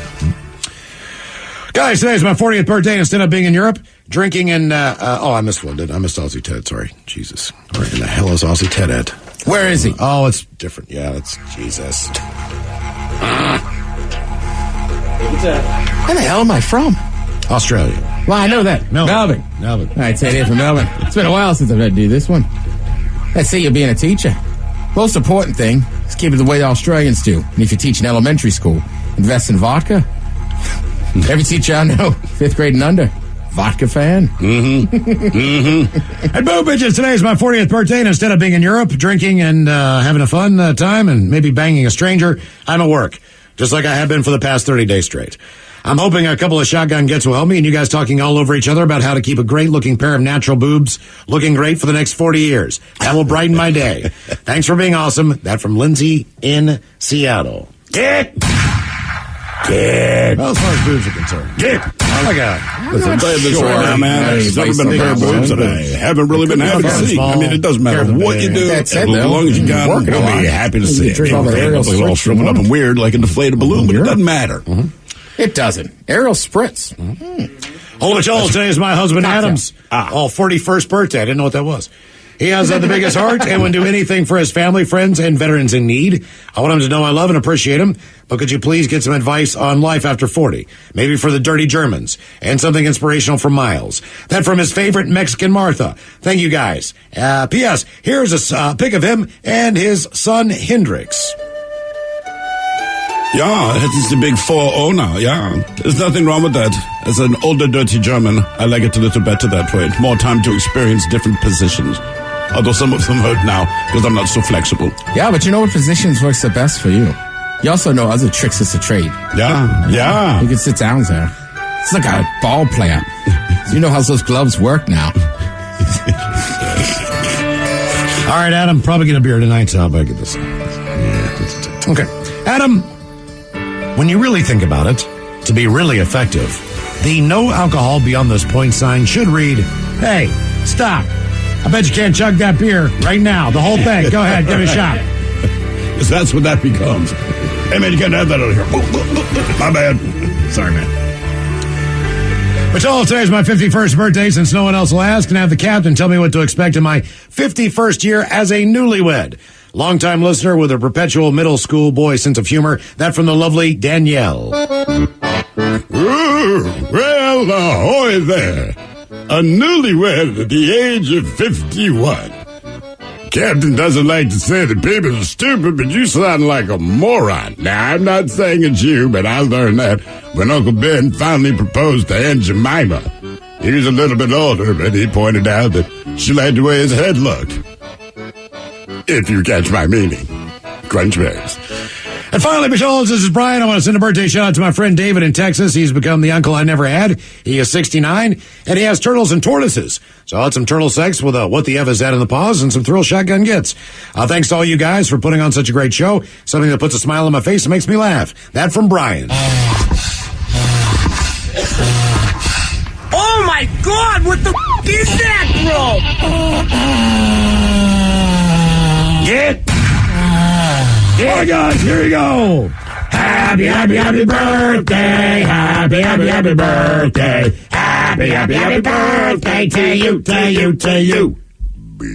Ya's a Dirty Germans brought to you by Men's Room Original Sausage. Available through Uli's World Famous Sausage, mensroomlive.com, and other fine retailers. Schweinefleisch. Now, the men's room wants to know who sucks less. Yay, time for Who Sucks Less. Steven Thrill, you bring us 3 stories from the news each and every week. They always suck, but it's up to us to determine out of the 3 stories which one sucks the least. Now, if you happen to follow KISW on Twitter, the debate is already underway on Who Sucks Less. Yes, indeed. And we begin in China with a story that I believe our very own Mike Hawk covered briefly on yesterday's show, but it's a Chinese company that's come under fire for installing surveillance cameras above the toilet stalls so that they can monitor employees during their toilet breaks. Now, photos captured from the footage of the bathroom cameras recently made their way on Chinese social media, where they quickly went viral. And it wasn't long before someone recognized the background as the bathroom of the China Aviation Lithium Battery Technology Company Limited.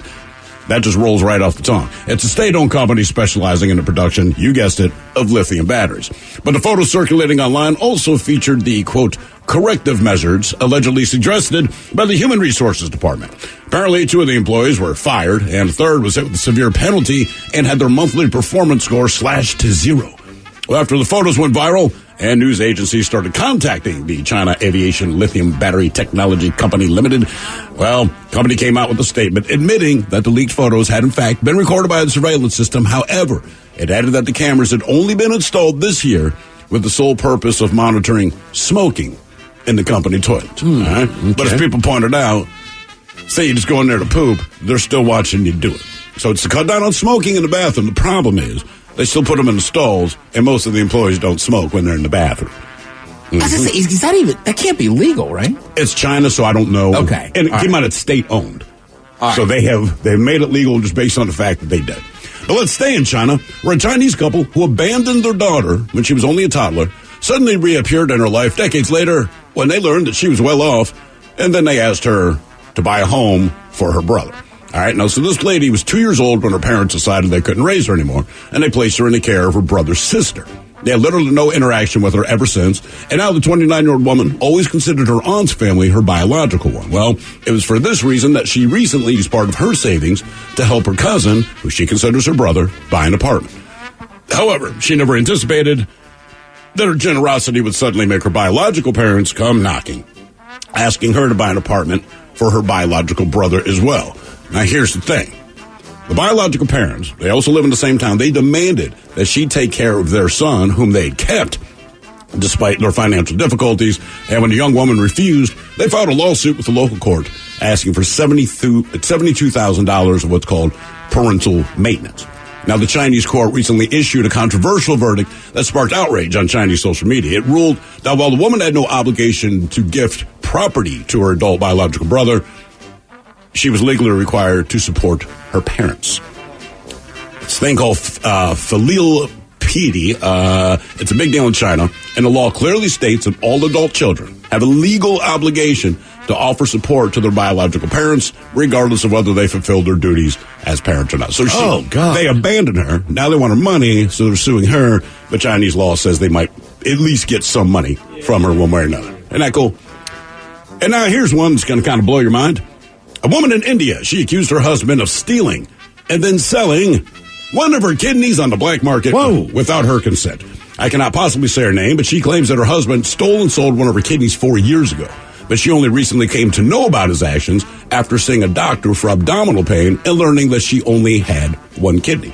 Now, the woman claims that back in 2018, under the pretext of taking her to the hospital to undergo an operation to remove kidney stones, her husband arranged for one of her kidneys to be removed so he could sell it on the black market.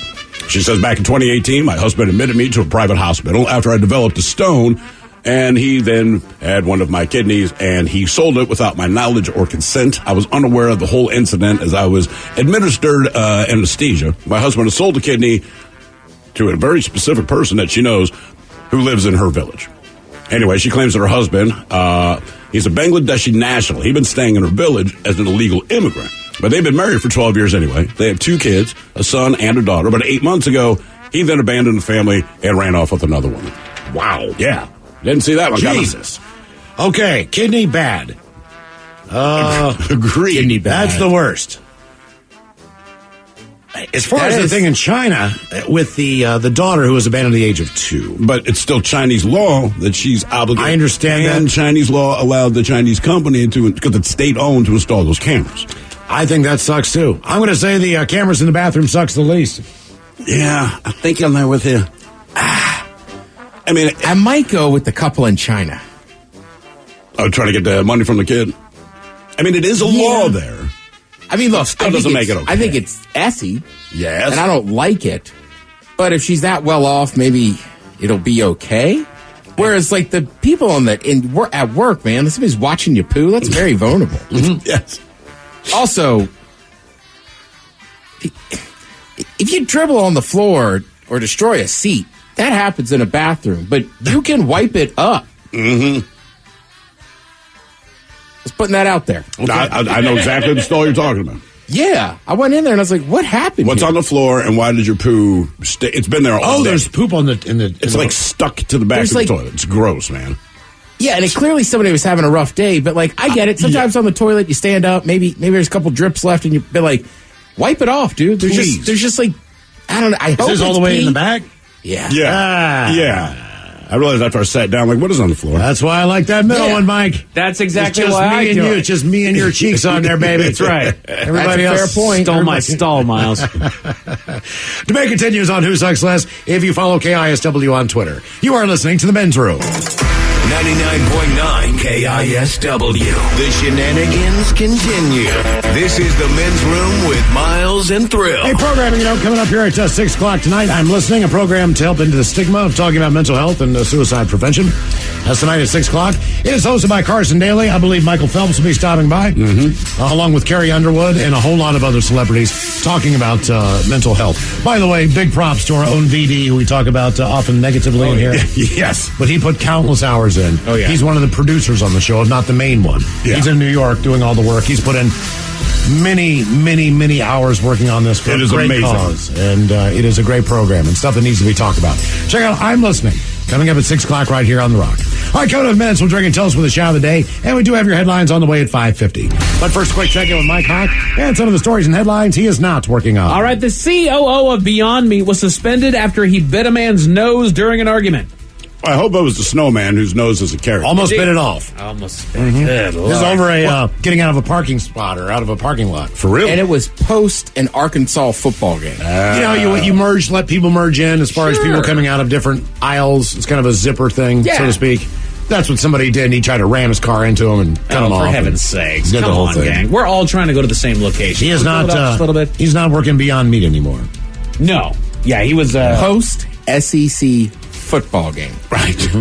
Yeah. Like, if you've never been to a game in the SEC, I can't, like, when I read that story, any other day of the year would sound insane. I'm assuming he's an Arkansas fan. I'm assuming he had a fun evening and was just, like, I've seen people lose it. Oh, yeah. Right, because you've been tailgating all day. Right. You're So hammered. Yeah. There's a Corvette owner in Nashville that claimed the record for fastest mile in reverse. I saw that this morning. He did it in 1 minute and 15 seconds, basically going 45 miles an hour. In reverse. In reverse. Yay. I saw a guy do that in Florida, but he was not competing for anything. He was just really drunk. Oh, God. Imagine if he pulled out of a gas station in reverse, hit the main highway, and you just watched him disappear down the road in reverse. Dear God. I've never seen anything like it in my life. Wow. Yeah. A man in the UK has set the recent record for most pubs visited in a day at 67 within 17 hours. Damn. That's a bender right there. Is that a beer, a pub, or just any kind of drink? You know what? We've had this conversation as to what you need to do to have considered visiting these pubs, and I think so. You've got to have at least a drink. Right. Right? So, there you go. Scientists warn that houseflies could carry disease in their vomit. Cool. Vomitous housefly disease. All right. I mean, that's why I kill them. Yeah, same. I got my Jerks. cat for that. Yeah. Oh, no There's kidding. something fun, though, about actually catching one with the swatter. You got It the is little satisfying. electric one, or you still just got the slapper? Slapper. Attaboy. Old slapper? My friend has... I mean, that's what a fly swatter is. Yeah, it's the old one. My friend, she has a... it looks like a tennis racket. Yep. But it's Oh, actually... that thing's... Electrified. So, it was over the summer. We're over there. We're just eating out, whatever. And she's... Like, she's going, look, man, you get obsessed. I said, let me see it. She's right. After I had my first fly, I'm like, I want more flies. Where they at? I'm on a killing spree. Good news, everybody. The FDA has ruled that cooking chicken in NyQuil is not safe. Thank God they let us know. Somebody had to do it. Somebody was going to do something dangerous if they didn't there, man. What in the world? A new poll by the site Vistaprint looked at the top promotional products Americans are enjoy getting. the promotional products. They also looked at the ones that we don't enjoy getting, which brings us to... The Men's Room Top 10. The Men's Room Top 10. The best and worst promotional products you can get. Like that $3 bottle of rosé you get when you close on that $750,000 house you're gonna need to tear down anyway. It'll pair well with my lack of furniture. Tasty. Makes a good point. He does. You just spent $750,000 on the house, and here's a cheap bottle of wine. Congrats. So just because it's not as fun, let's run through the top 10 that we actually do enjoy getting as far as promotional products go. So number 10 being umbrellas, which I don't know that I've got one, but that'd be kind of a fun little novelty there. It's handy.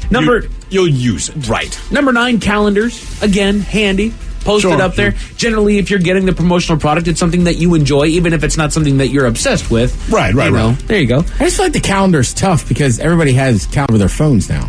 Sure. Like it used to be useful, much more useful. Not that they're not useful now. Right. And it's good, you're right, to write stuff.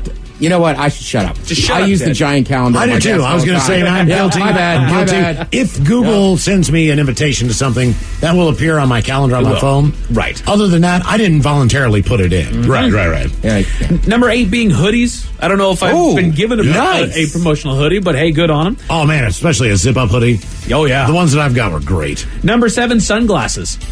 I like those big novelty sunglasses that break within a few minutes, but they're fun when you get them. Like the giant ones? Well, not necessarily that big, but yeah, the Timbal's like always neon for some reason, like neon green. Kind of like the Blues Brothers type sunglasses that you get there. All right, I was thinking about the ones you get at the fair. The big wacky They're ones. like that big, and I'm like, you're right, Mike. We look great in those. Number 6, tote bags. Can never go wrong with tote bags. All right, or you could use it as a reusable grocery bag. Bam. Well done, Ted. Saving the planet. Good work, sir. Mm-hmm. Branded headphones. Haven't seen that yet, but hey. That'd be pretty freaking cool. That'd be pretty solid. I got a pair of socks from our company. Did you? Did they fit well? Yeah, we all got them. What? We got socks. We got socks? We got socks? Like 2 years ago or something, there was like a thing if you filled it out and you could get a prize. I actually have. Now, I don't know. Yeah, I think when we changed over, so they're Odyssey headphones and then a pair of socks. I didn't sign up for I got that a little stuff, portable but I do. speaker. Yeah. I don't think I got anything. I didn't. You could basically request something. Yeah. I just didn't. Yeah, they because gave you I like 5 or 6 things you could put. I got it. Number 4, water bottles. Yep. Yeah, Always water fun. bottles are pretty solid. Number 3, coffee mugs. My favorite's the coffee mug. All right, I hope mine's on here, but tell me Koozies on there. Number 2, pens. Everybody loves to That's a good pen. I like a good pen, man. People agreed. It's underappreciated. Don't just go with the Bic, man. Go a little bit above. Right. But nothing worse than when a favorite pen Calm out. bites the dust. Number 1, promotional product that we actually enjoy getting, that would be T-shirts. Not koozies, Ted, but T-shirts. How does Koozie not make the list? That's a good question there, Ted. Hats, phone cases, and blankets did rank fairly high, but koozie's still not on the list. But these are the ones that rank near the bottom. These are the 10 worst promotional products that we can get for free. Number 10 being socks. I like socks. Yeah. As long as they're okay. I agree. Even if they're not okay, I like socks. Yeah, let's go socks. Number 9. I mean, yeah, but when's the last time you wore a pair of socks that just had a company's name on it? Not Nike. Right. Yeah, I don't think I've ever gotten free socks, but if I did, I'd be happy about it. Yeah, I'd wear them. I'd sport them. We should have more free socks. Sure. Bring out the free socks. Nobody wants free socks. I do. But do you enjoy paying for your socks? I have them. Right? I work for this company. I don't wear them. Do you actively... Guess where I work? Look at my socks. I don't just No, look man, it's weird. my company. Look at that. Yeah, I mean, if you send me a 6-pack of Nike socks, cool. Number 9, bumper stickers. It depends what's on the agree. sticker. I like a sticker, man. I don't mind a sticker. I put it on my garbage can in the office. There you go. Number 8, coasters. I agree. The Coasters? The coaster doesn't tend to be all that useful for me. I've got my coasters at home, and I don't really have need for any new coasters, so they just kind of sit there in the way. Number 7, stress balls. Stress balls. Yeah, but if you put one on your desk, You're going to gonna be use there it. for a year. You're going Right. to pick it up every once in a while. Maybe the company should set down some stress balls. You don't take them home with you. They're only for work because that's Right. You know, Did they unless you're actually- unless you're going through a divorce, you just sit there and squeeze a stress ball on the couch. Like, are you okay? No. Shouldn't that also be a sign? Yeah. Your company has to send you stress balls. Like, right. Maybe it's not the best company. Did they actually send us stress balls one time? I feel like Did they? I feel like we had stress balls. We've gotten socks. We've got them not from our stress own balls. company. That's what it was. Somebody else. Yeah. You should send them to your competitor. with their logo on. These are the worst free promotional products that you can get. Number 6 being sweatbands. Yeah. Because sporting your company on your sweatband, for whatever reason. I assume that what? Is it any worse than sporting it on your socks? Yes. No, it is. I have more use for a wristband than I Socks do are a company branded socks. Socks are a passive garment, Ted. With the sweatband, passive you're putting garment. Yeah. You open up the drawer and you grab a set of socks. That's the ones that you're going to put This is not on. the biggest area of the country for the need of a sweatband. You're fair. Fair enough there, Miles. Well done. I mean, You live in Alabama. If you're playing basketball on an outdoor court, you need a towel. You need a beach towel to dry yourself off. Number 5, bookmarks. Yeah, I don't need a bookmark. What do you think disagree. I read? I like bookmarks. But anything can be a bookmark. It can. I mean, just like everything works as a bookmark. So giving me a bookmark, it's like, dude, if you have a pencil, an index card, a sticky note, hell, your finger, dog ear, whatever you're going to do, like, man, everything's a bookmark. To be fair, I am currently using a baggage receipt from the airline. Exactly. Well, if a bookmark costs more than $1, just use $1. Yeah, exactly. That's good. I slide a piece of bacon in there. Attaboy. That's right. Bacon is a bookmark. Just I get hungry. Worst free promotional products that you can get. Ted, I'm sorry. Number 4, drink koozies. Son of a... Give them to Ted.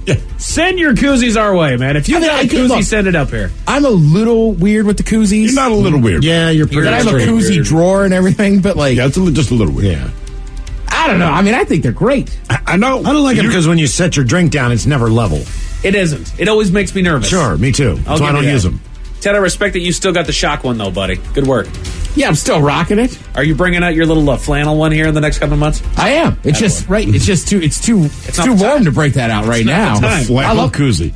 Have you not seen that one? It's like it's a jacket like this. I mean, you can just. I can picture it. I have not seen it. Oh, it's great. I love it. How many koozies do you think you own? Oh, currently, including bottle ones. Yes, somewhere between 40 and 50. Good work. A little weird with koozies. Still got the one I gave you? Which one did you give me? One at the wedding? Oh, yeah. I was using it. I thought I was using it this weekend at some point.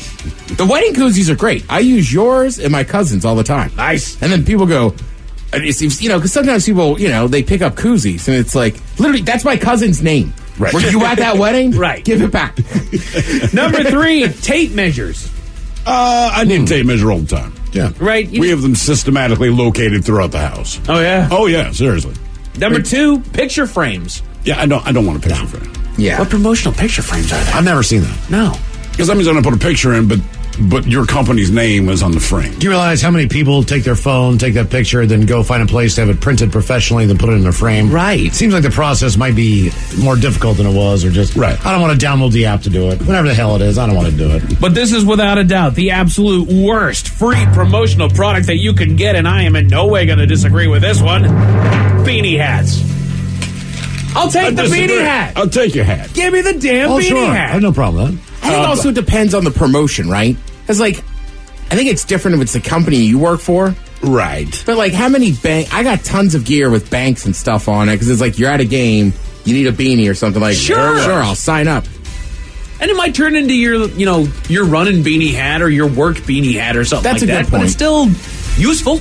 By the way, Ted, someone here says I have 2 koozie drawers. Oh, your kindred excellent. spirit. All right. I mean, a lot of people I hang out with have koozie drawers.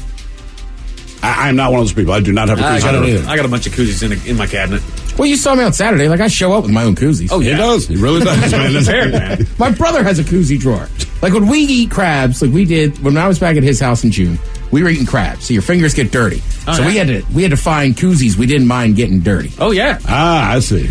A family in Florida got into a brawl, but what started it all is a little ridiculous. What is it? I'll tell you all about it at 5:50. Thank you, sir. Headlines are coming up at 5:50. In the meantime, let's get a contestant on line for Profile This at 206-421-ROCK. What's up? It's your boy, the Ted Smith. Thanks for listening to the Men's Room Daily Podcast. Want more? Check out the greatest podcast in all the land, The Podcast. Be sure to subscribe and listen to a brand new episode every Tuesday night. Harvey made it to Drinking Town. Somebody out there deserves to be recognized.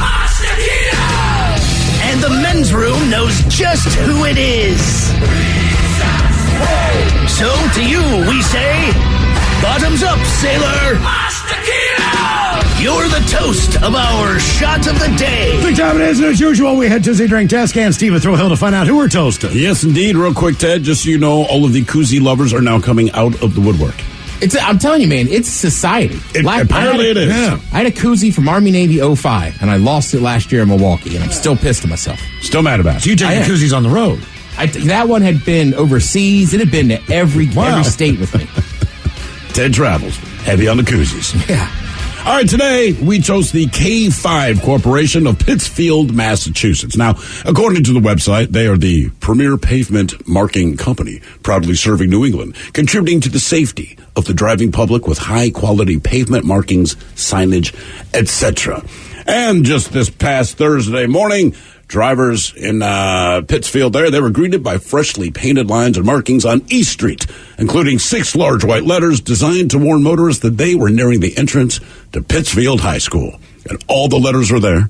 However, not quite in the right order. So basically, the K5 Corp, who was in fact hired by the city, they basically spelled out Skohol. Schohol. Skohol. As a result of that, at their own cost, they just finished paving this road, by the way. Well, now the whole process had to be delayed by another day because they had to come back and fix it so that it actually says school. Jesus. Skohol. Skohol. Welcome to Skohol. I'm Walt Garrison. Yeah. So we pour this booze and we drink this booze because we think it's yummy. Yummy! So over the tongue and down the throat to party and our tummies. Down the hola bichola. The Men's Room presents Profile This. And Steve at Thrill Hill, could you please tell everyone how Profile This is played? I sure can, Miles. Real quick, Ted. Someone here says, I have a shirt with a koozie built in it. Nice. Oh, I get that ad all the time on Instagram. I believe that you would. It's a simple game, Miles, where we share with you a real-life news story, something that happened right here on planet Earth. And as you listen to the story, based on the stereotypes you believe to be true of people and the decisions that people make, we'll ask you what it is you think makes the story a story. Hello, Brandon. Welcome to the Men's Room. Quick clap, fellas. Quick clap. All right, Brandon, you understand how this here game is played? Yes, sir. Fantastic. You have your choice of one of 3 stories. The Wonderful World of Drugs. We have Bite Me. In other words, what did someone find in their food? And finally, Interior Decorating, where you guess the foreign objects that ended up on the inside of someone. Well, last time I played, I believe I did drugs. Let's go interior decorating this time.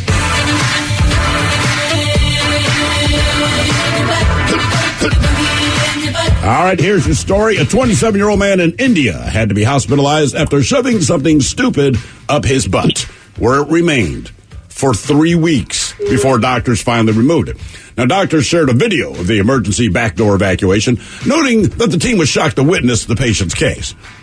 Tapas Ghosh, that's the superintendent at the medical college there, that's where the patient was treated. He said, this was a big deal for us. We treated him with the uttermost care.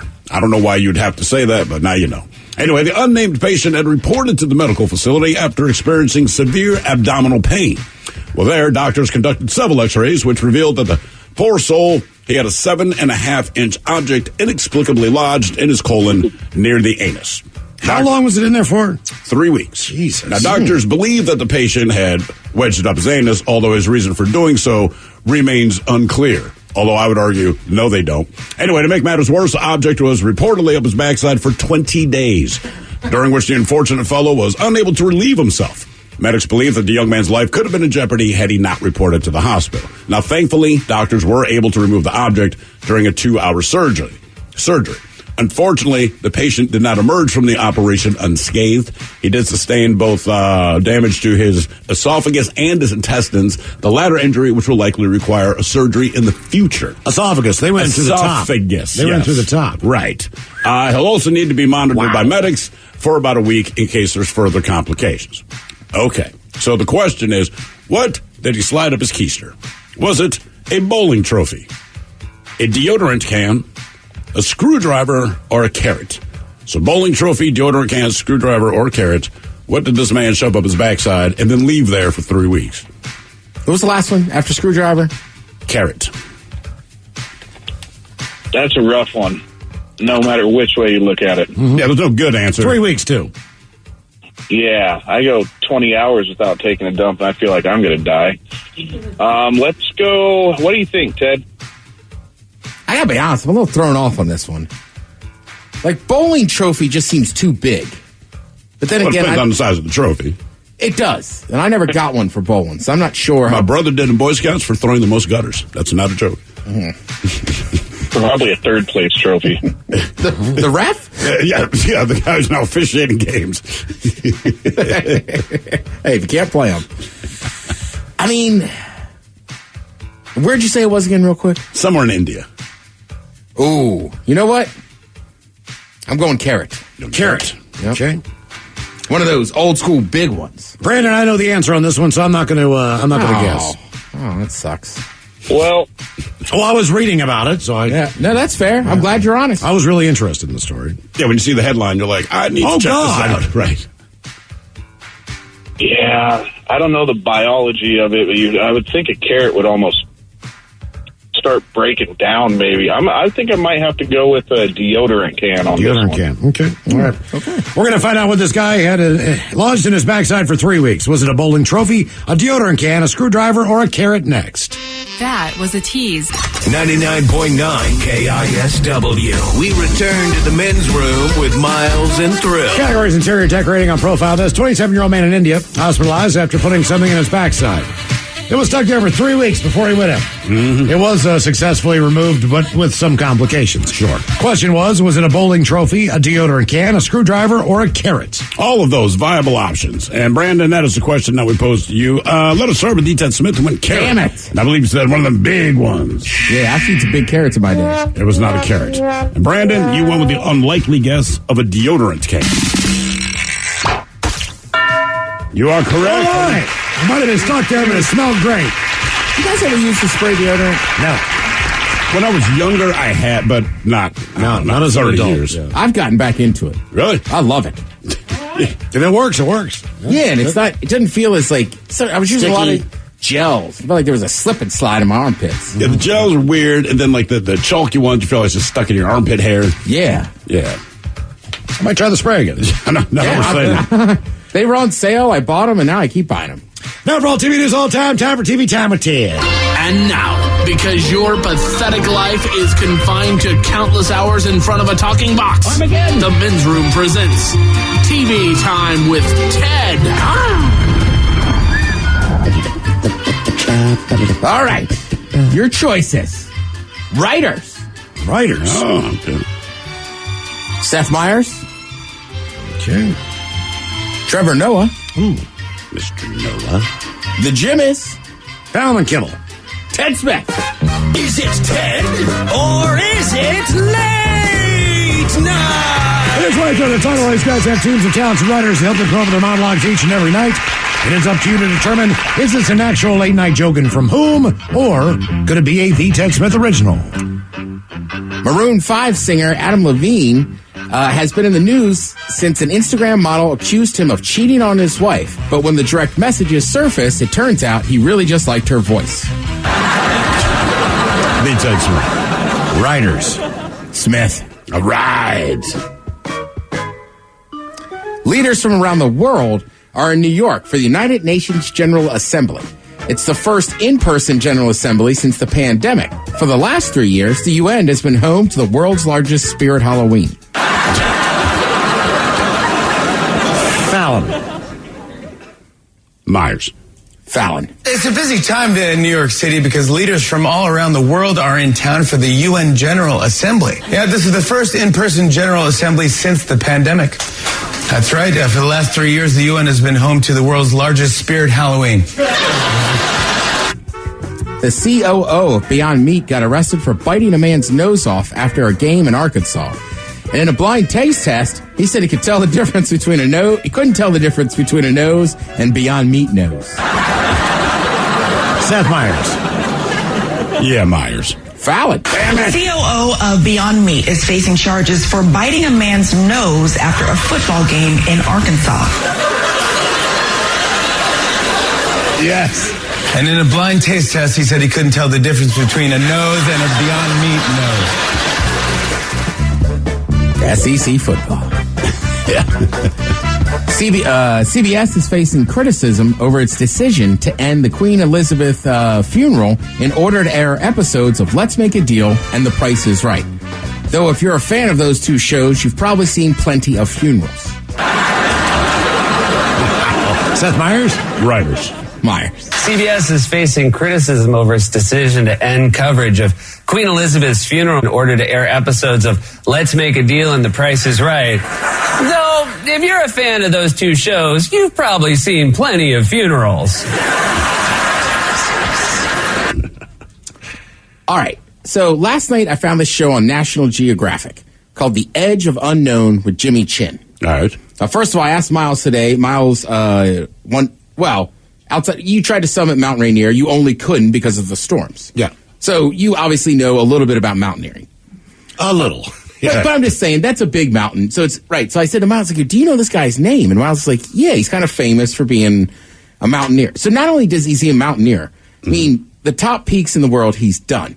All right. He's also a high level, like, backcountry skier. Okay. He also happens to take pictures and films movies that win Oscars. So everybody knows Free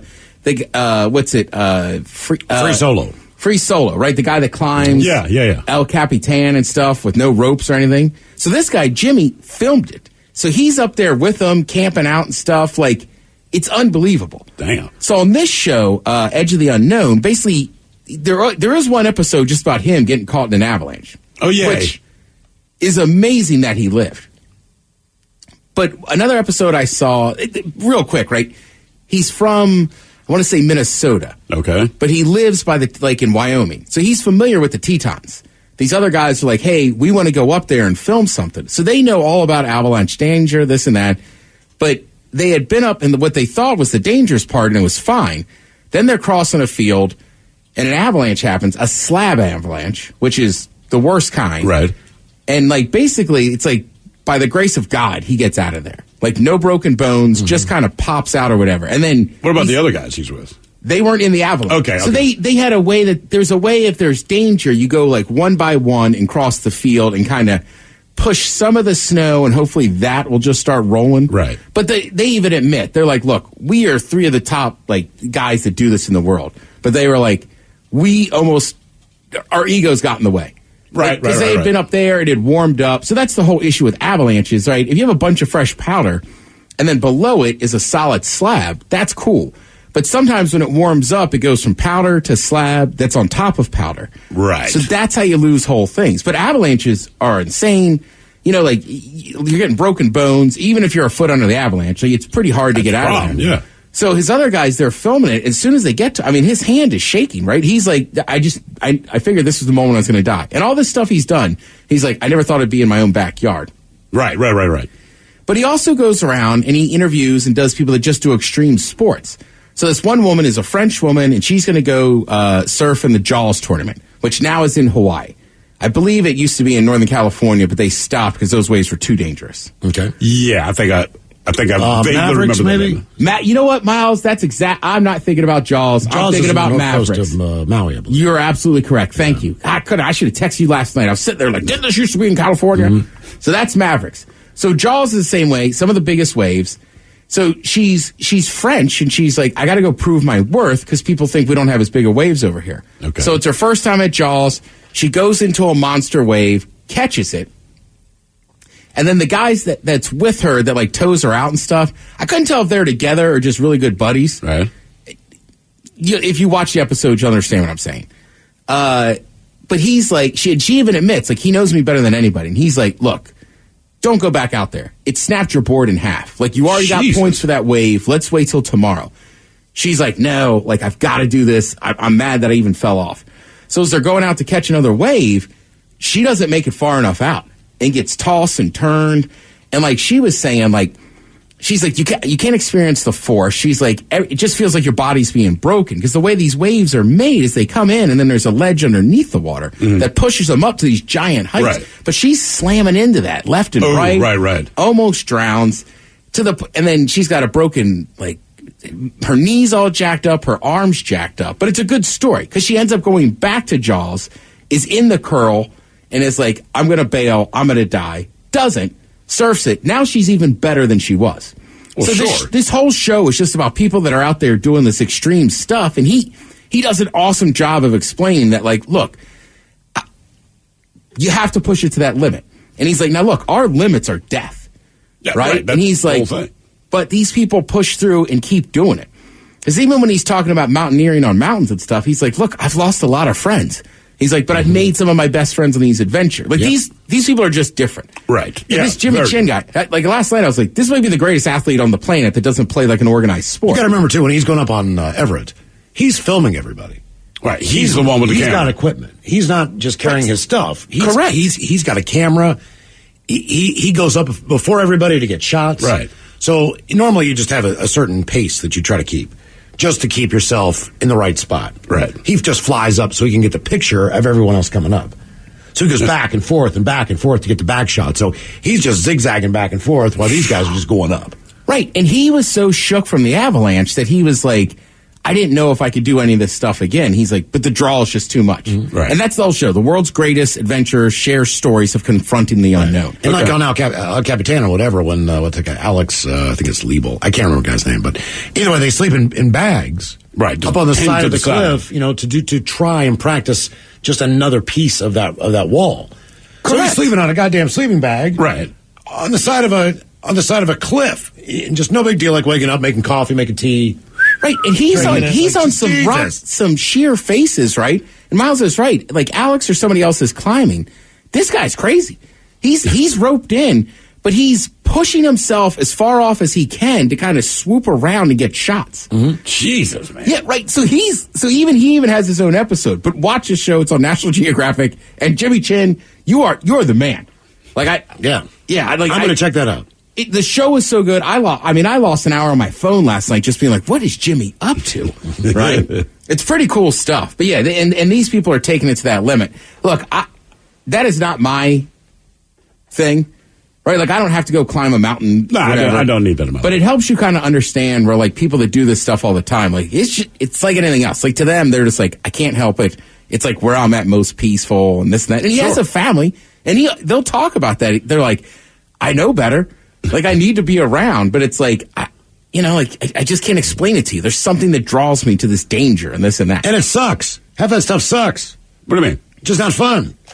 Like when I got to the top of Mailbox on the old route, I'm like, this sucks. Well, and I got 40 pounds on my back. This sucks. The episode with him starts on like one of his ascents at Mount Everest, right? And it's his first time there.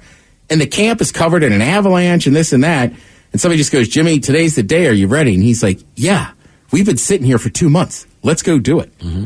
So, I mean, it is wild. But it's an awesome show, and it gives you a nice peek behind the curtain of these extreme athletes. Because, look, I know most things about sports. Like, you hear a lot of football stories. Sure. Like for me, hearing Ronnie Lott's famous story with cutting off his finger to go back into a game, I can fathom that. Sure. But, like, this guy, I'm like, what in the hell are you doing, You Jimmy? got to remember, Rainier's 13,000 feet, somewhere like that, whatever it is. I think it's 14, yeah. 14,000 feet. But base camp at Everest is like 17. Yeah. So they're in base camp. severe Right. weather, all kinds of crazy stuff for 2 months to live that high. Obviously, you got to be acclimated at some point. Right. Still, it just seems like I'm like, get me off this damn thing. Yeah, it's wild. All right, let's see. SNL is returning, not this weekend. I believe it's returning next weekend. But it is returning next weekend. You have Miles Teller and Kendrick Lamar on there. Miles Teller. Do we know who that is? He's an actor. He was just in Top Gun. Oh, okay. All right. He's big buddies with Aaron Rodgers. Okay. Oh, yeah. He was the guy who went to Hawaii with us. Okay, yeah. I'll talk about this next week. I have $1 that says he brings up Aaron Rodgers. You know they're going to write it into somewhere. Something. Aaron Rodgers might show up. Very possible. Yeah. I still just don't like him. So Miles Teller's going to host, and then Kendrick Lamar will be on there as a musical guest, which you can't go wrong. Kendrick's the man. But the main thing is, on October 15th, Megan Thee Stallion, she'll pull double duty as the hosting and the musical guest. It's only been done a handful of times, correct? I was going to ask, Like who Justin was the Timberlake, first person to do that? Maybe Miley. Timberlake's done it. I think Miley's Drake, done it. maybe. Drake's done it. Kanye? Or maybe he just performed, didn't do the monologue. I don't know that he's hosted. I know Kim Kardashian's hosted. Right. But I'm trying to think of who back in the day could have done it. Taylor Swift, maybe? Just trying to think who could maybe do both. Did she host and play? Because I know they gave her like all that time to that 10-minute goddamn song. And she showed up in a lot of skits, but I don't think she was the guest host. You got a list there, Mike? Oh, yeah. So we have Desi Arnaz. There you go. That's what I'm saying. It started back today. Oh, yeah. Paul Simon, Ray Charles, the Rolling Stones themselves all hosted and performed. Frank Zappa, Debbie Harry, Olivia Newton-John, Lily Tomlin, Stevie Wonder all hosted and performed. Willie Nelson, Dolly Parton, Sting, Britney Spears, Jennifer Lopez, Justin Timberlake, which doesn't surprise me at all. Timberlake's first appearance on SNL, that episode is a classic and hilarious. I think I was watching at your house, Miles. Janet Jackson, Queen Latifah, Taylor Swift, Elton John, Bruno Mars, Mick Jagger, Justin Bieber, Lady Gaga, Miley Cyrus, Drake, Lady Gaga, my bad. Blake Shelton, Ariana Grande. I think that's it. Okay. What was Justin Timberlake hawking on the street in that one sketch? What was it? Come on down to Liquorville. Had a whole Ville series that were all great. He did, but that first time he's on there, I remember that because we were like skiing or snowboarding or something. And I was like, I love Timberlake. I was like, God damn, he's. Well, if there's a town called Lickerville in like Tennessee or Kentucky, you'd go there if there was a tour bus. Like, oh yeah, let's get on a bus, go to Lickerville. Right, I think the whole thing was he was rapping about don't get bagels or whatever, like blah blah blah. Come on down to Lickerville. Hey Ted, real quick, a bunch of people. What's the name of the show with Jimmy Chin? Edge of the Unknown with Jimmy Chin. All right. Okay, thank you, If you can't remember it, just Google Jimmy Chin TV series. Thank you, sir. We appreciate it. You're listening to The Men's Room. The Men's Room returns with Miles and Thrill. Now, let's see what's happening in the real world. All right, here we go. Lakeview man or Lakewood man steals a car, then accidentally drives it into wet cement. By the way, it's not good to paint SCO hole on a road when school is what you meant. Florida man tries to impress his girl on the first date, gets into a high-speed chase. Groom trying to make a dramatic entrance on wedding day. Takes a motorcycle and plants right on his face. And an auditor steals a California man's surfboard. It is time for your headlines. Now, it's time to hit the headlines. Here's my cop. At a top story, we go to Florida where a simple mistake turned into a big issue. A family had ordered themselves some Chinese food to enjoy for dinner, but confusion set in as the containers for the food were not labeled. The father of the family started eating from one of the containers, which was actually supposed to go to his son, who then started getting into an argument with him. It boiled to the point that his sister jumped in, punched him in the face, and his father had put him in a chokehold. Damn. Police were eventually called, and the father and daughter were arrested. Okay. Wow, man. But it's just Chinese food. Because it wasn't labeled? So it wasn't labeled, so the dad just dove into one of the boxes. I don't think they got like the family-style dinner where you get like a scoop of everything. I think they just ordered whatever they wanted. All right. The boxes weren't labeled. They didn't like scribble what the order was on there. So this guy just popped it open, started eating out of it. Son gets pissed off, and then I don't know how it escalates to the point of violence. I fathom they're not labeled, but like even if the four of us ordered food and it wasn't labeled, I'd be able to open it up and be like, oh, this isn't what I ordered. Right. But if you eat my food, Ted, I'm putting you in a chokehold and punch you in the face. Right. Fair. Right. But if you same. If you were to pop it open and not care whether it was what you ordered or not, I'm going to eat it, and you just start diving into it, well, now Thrill's pissed. You know, because you just dove into his food, so now he's going to punch you right in the nose. The reaction was extreme, but I get where the son was coming from. Oh, yeah. I ordered you opened it up, you knew it wasn't your food. Right. If you wanted the Kung Pao chicken, you should have ordered it, man. That's mine. Put it down. Sorry, I got a little impassioned there. I like that. It's been a hot minute. I know you like Kung Pao chicken, too, now. I do, man. Kung Pao your ass. That didn't show me. I ordered beef and broccoli. This doesn't even have broccoli. Why are you eating it? For real. You know I'll never eat your beef and broccoli. I gotta get legit Chinese here soon, man. It's been way too doggone long. I love Chinese food. Now that you're talking about it, I'm in the mood for it. Right? And my wife just said, hey, man, we should eat at home more. We're going to spend money eating out because we're getting the house redone. Sure. Right? But now it's like, hey, babe, I know you've been talking all this week. Chinese night is so expensive, though, too. It is. I know. Like, damn it. But I've been really in the mood for it. Same. In other news, right here close to home in Lakewood, a carjacker was thwarted like most South Sound drivers due to construction. Ah, classic. The driver tried to bolt with the stolen car, but drove through a barricade into the waiting trap of wet concrete that had just recently been laid, trapping the car in the process. Come on. The driver bailed out of the car and made off on foot, seen by witnesses along with a child and a bottle of whiskey in hand. Good on him. He was eventually tracked down by officers and arrested. Okay. And then they, of course, had to go back to work on that pavement that he just drove into and destroyed. Right, so get the damn car out of it. Damn son of a... When you're trying to do something over the top for your wedding, best to keep the danger level at a minimum. We go to Italy, where a video is making the rounds online. The video shows a bride waiting for her groom to come around the corner while she's wielding a checkered flag. The groom then comes around riding a dirt bike and showing off for an impressed crowd. right up until the groom loses control, falling off the bike and crashes into the ground. He was taken to the hospital to be treated for his broken collarbone and also needed stitches in his head. It's your doggone wedding day, and you're going to get your collarbone reset and stitches in your face. Did you see what his bride looks like? I did not. He did well. Did he do well? Okay. Yeah, I saw a picture of him at the hospital. She's still standing with a big smile on her face. Sure. Saying, I know what I married, but I'm she's like... pissed. She's pissed. Man, oh, man. You did well. Yes. It seems to be a growing mistake, but it's happened again in Massachusetts. We covered this a little bit earlier today. Pictures are now making the rounds online as a contractor has made the simple mistake of a typo. He was commissioned to write up the word school in paint on the road, but got his letters a bit mixed up and switched the H with one of the O's, making it say Skohole.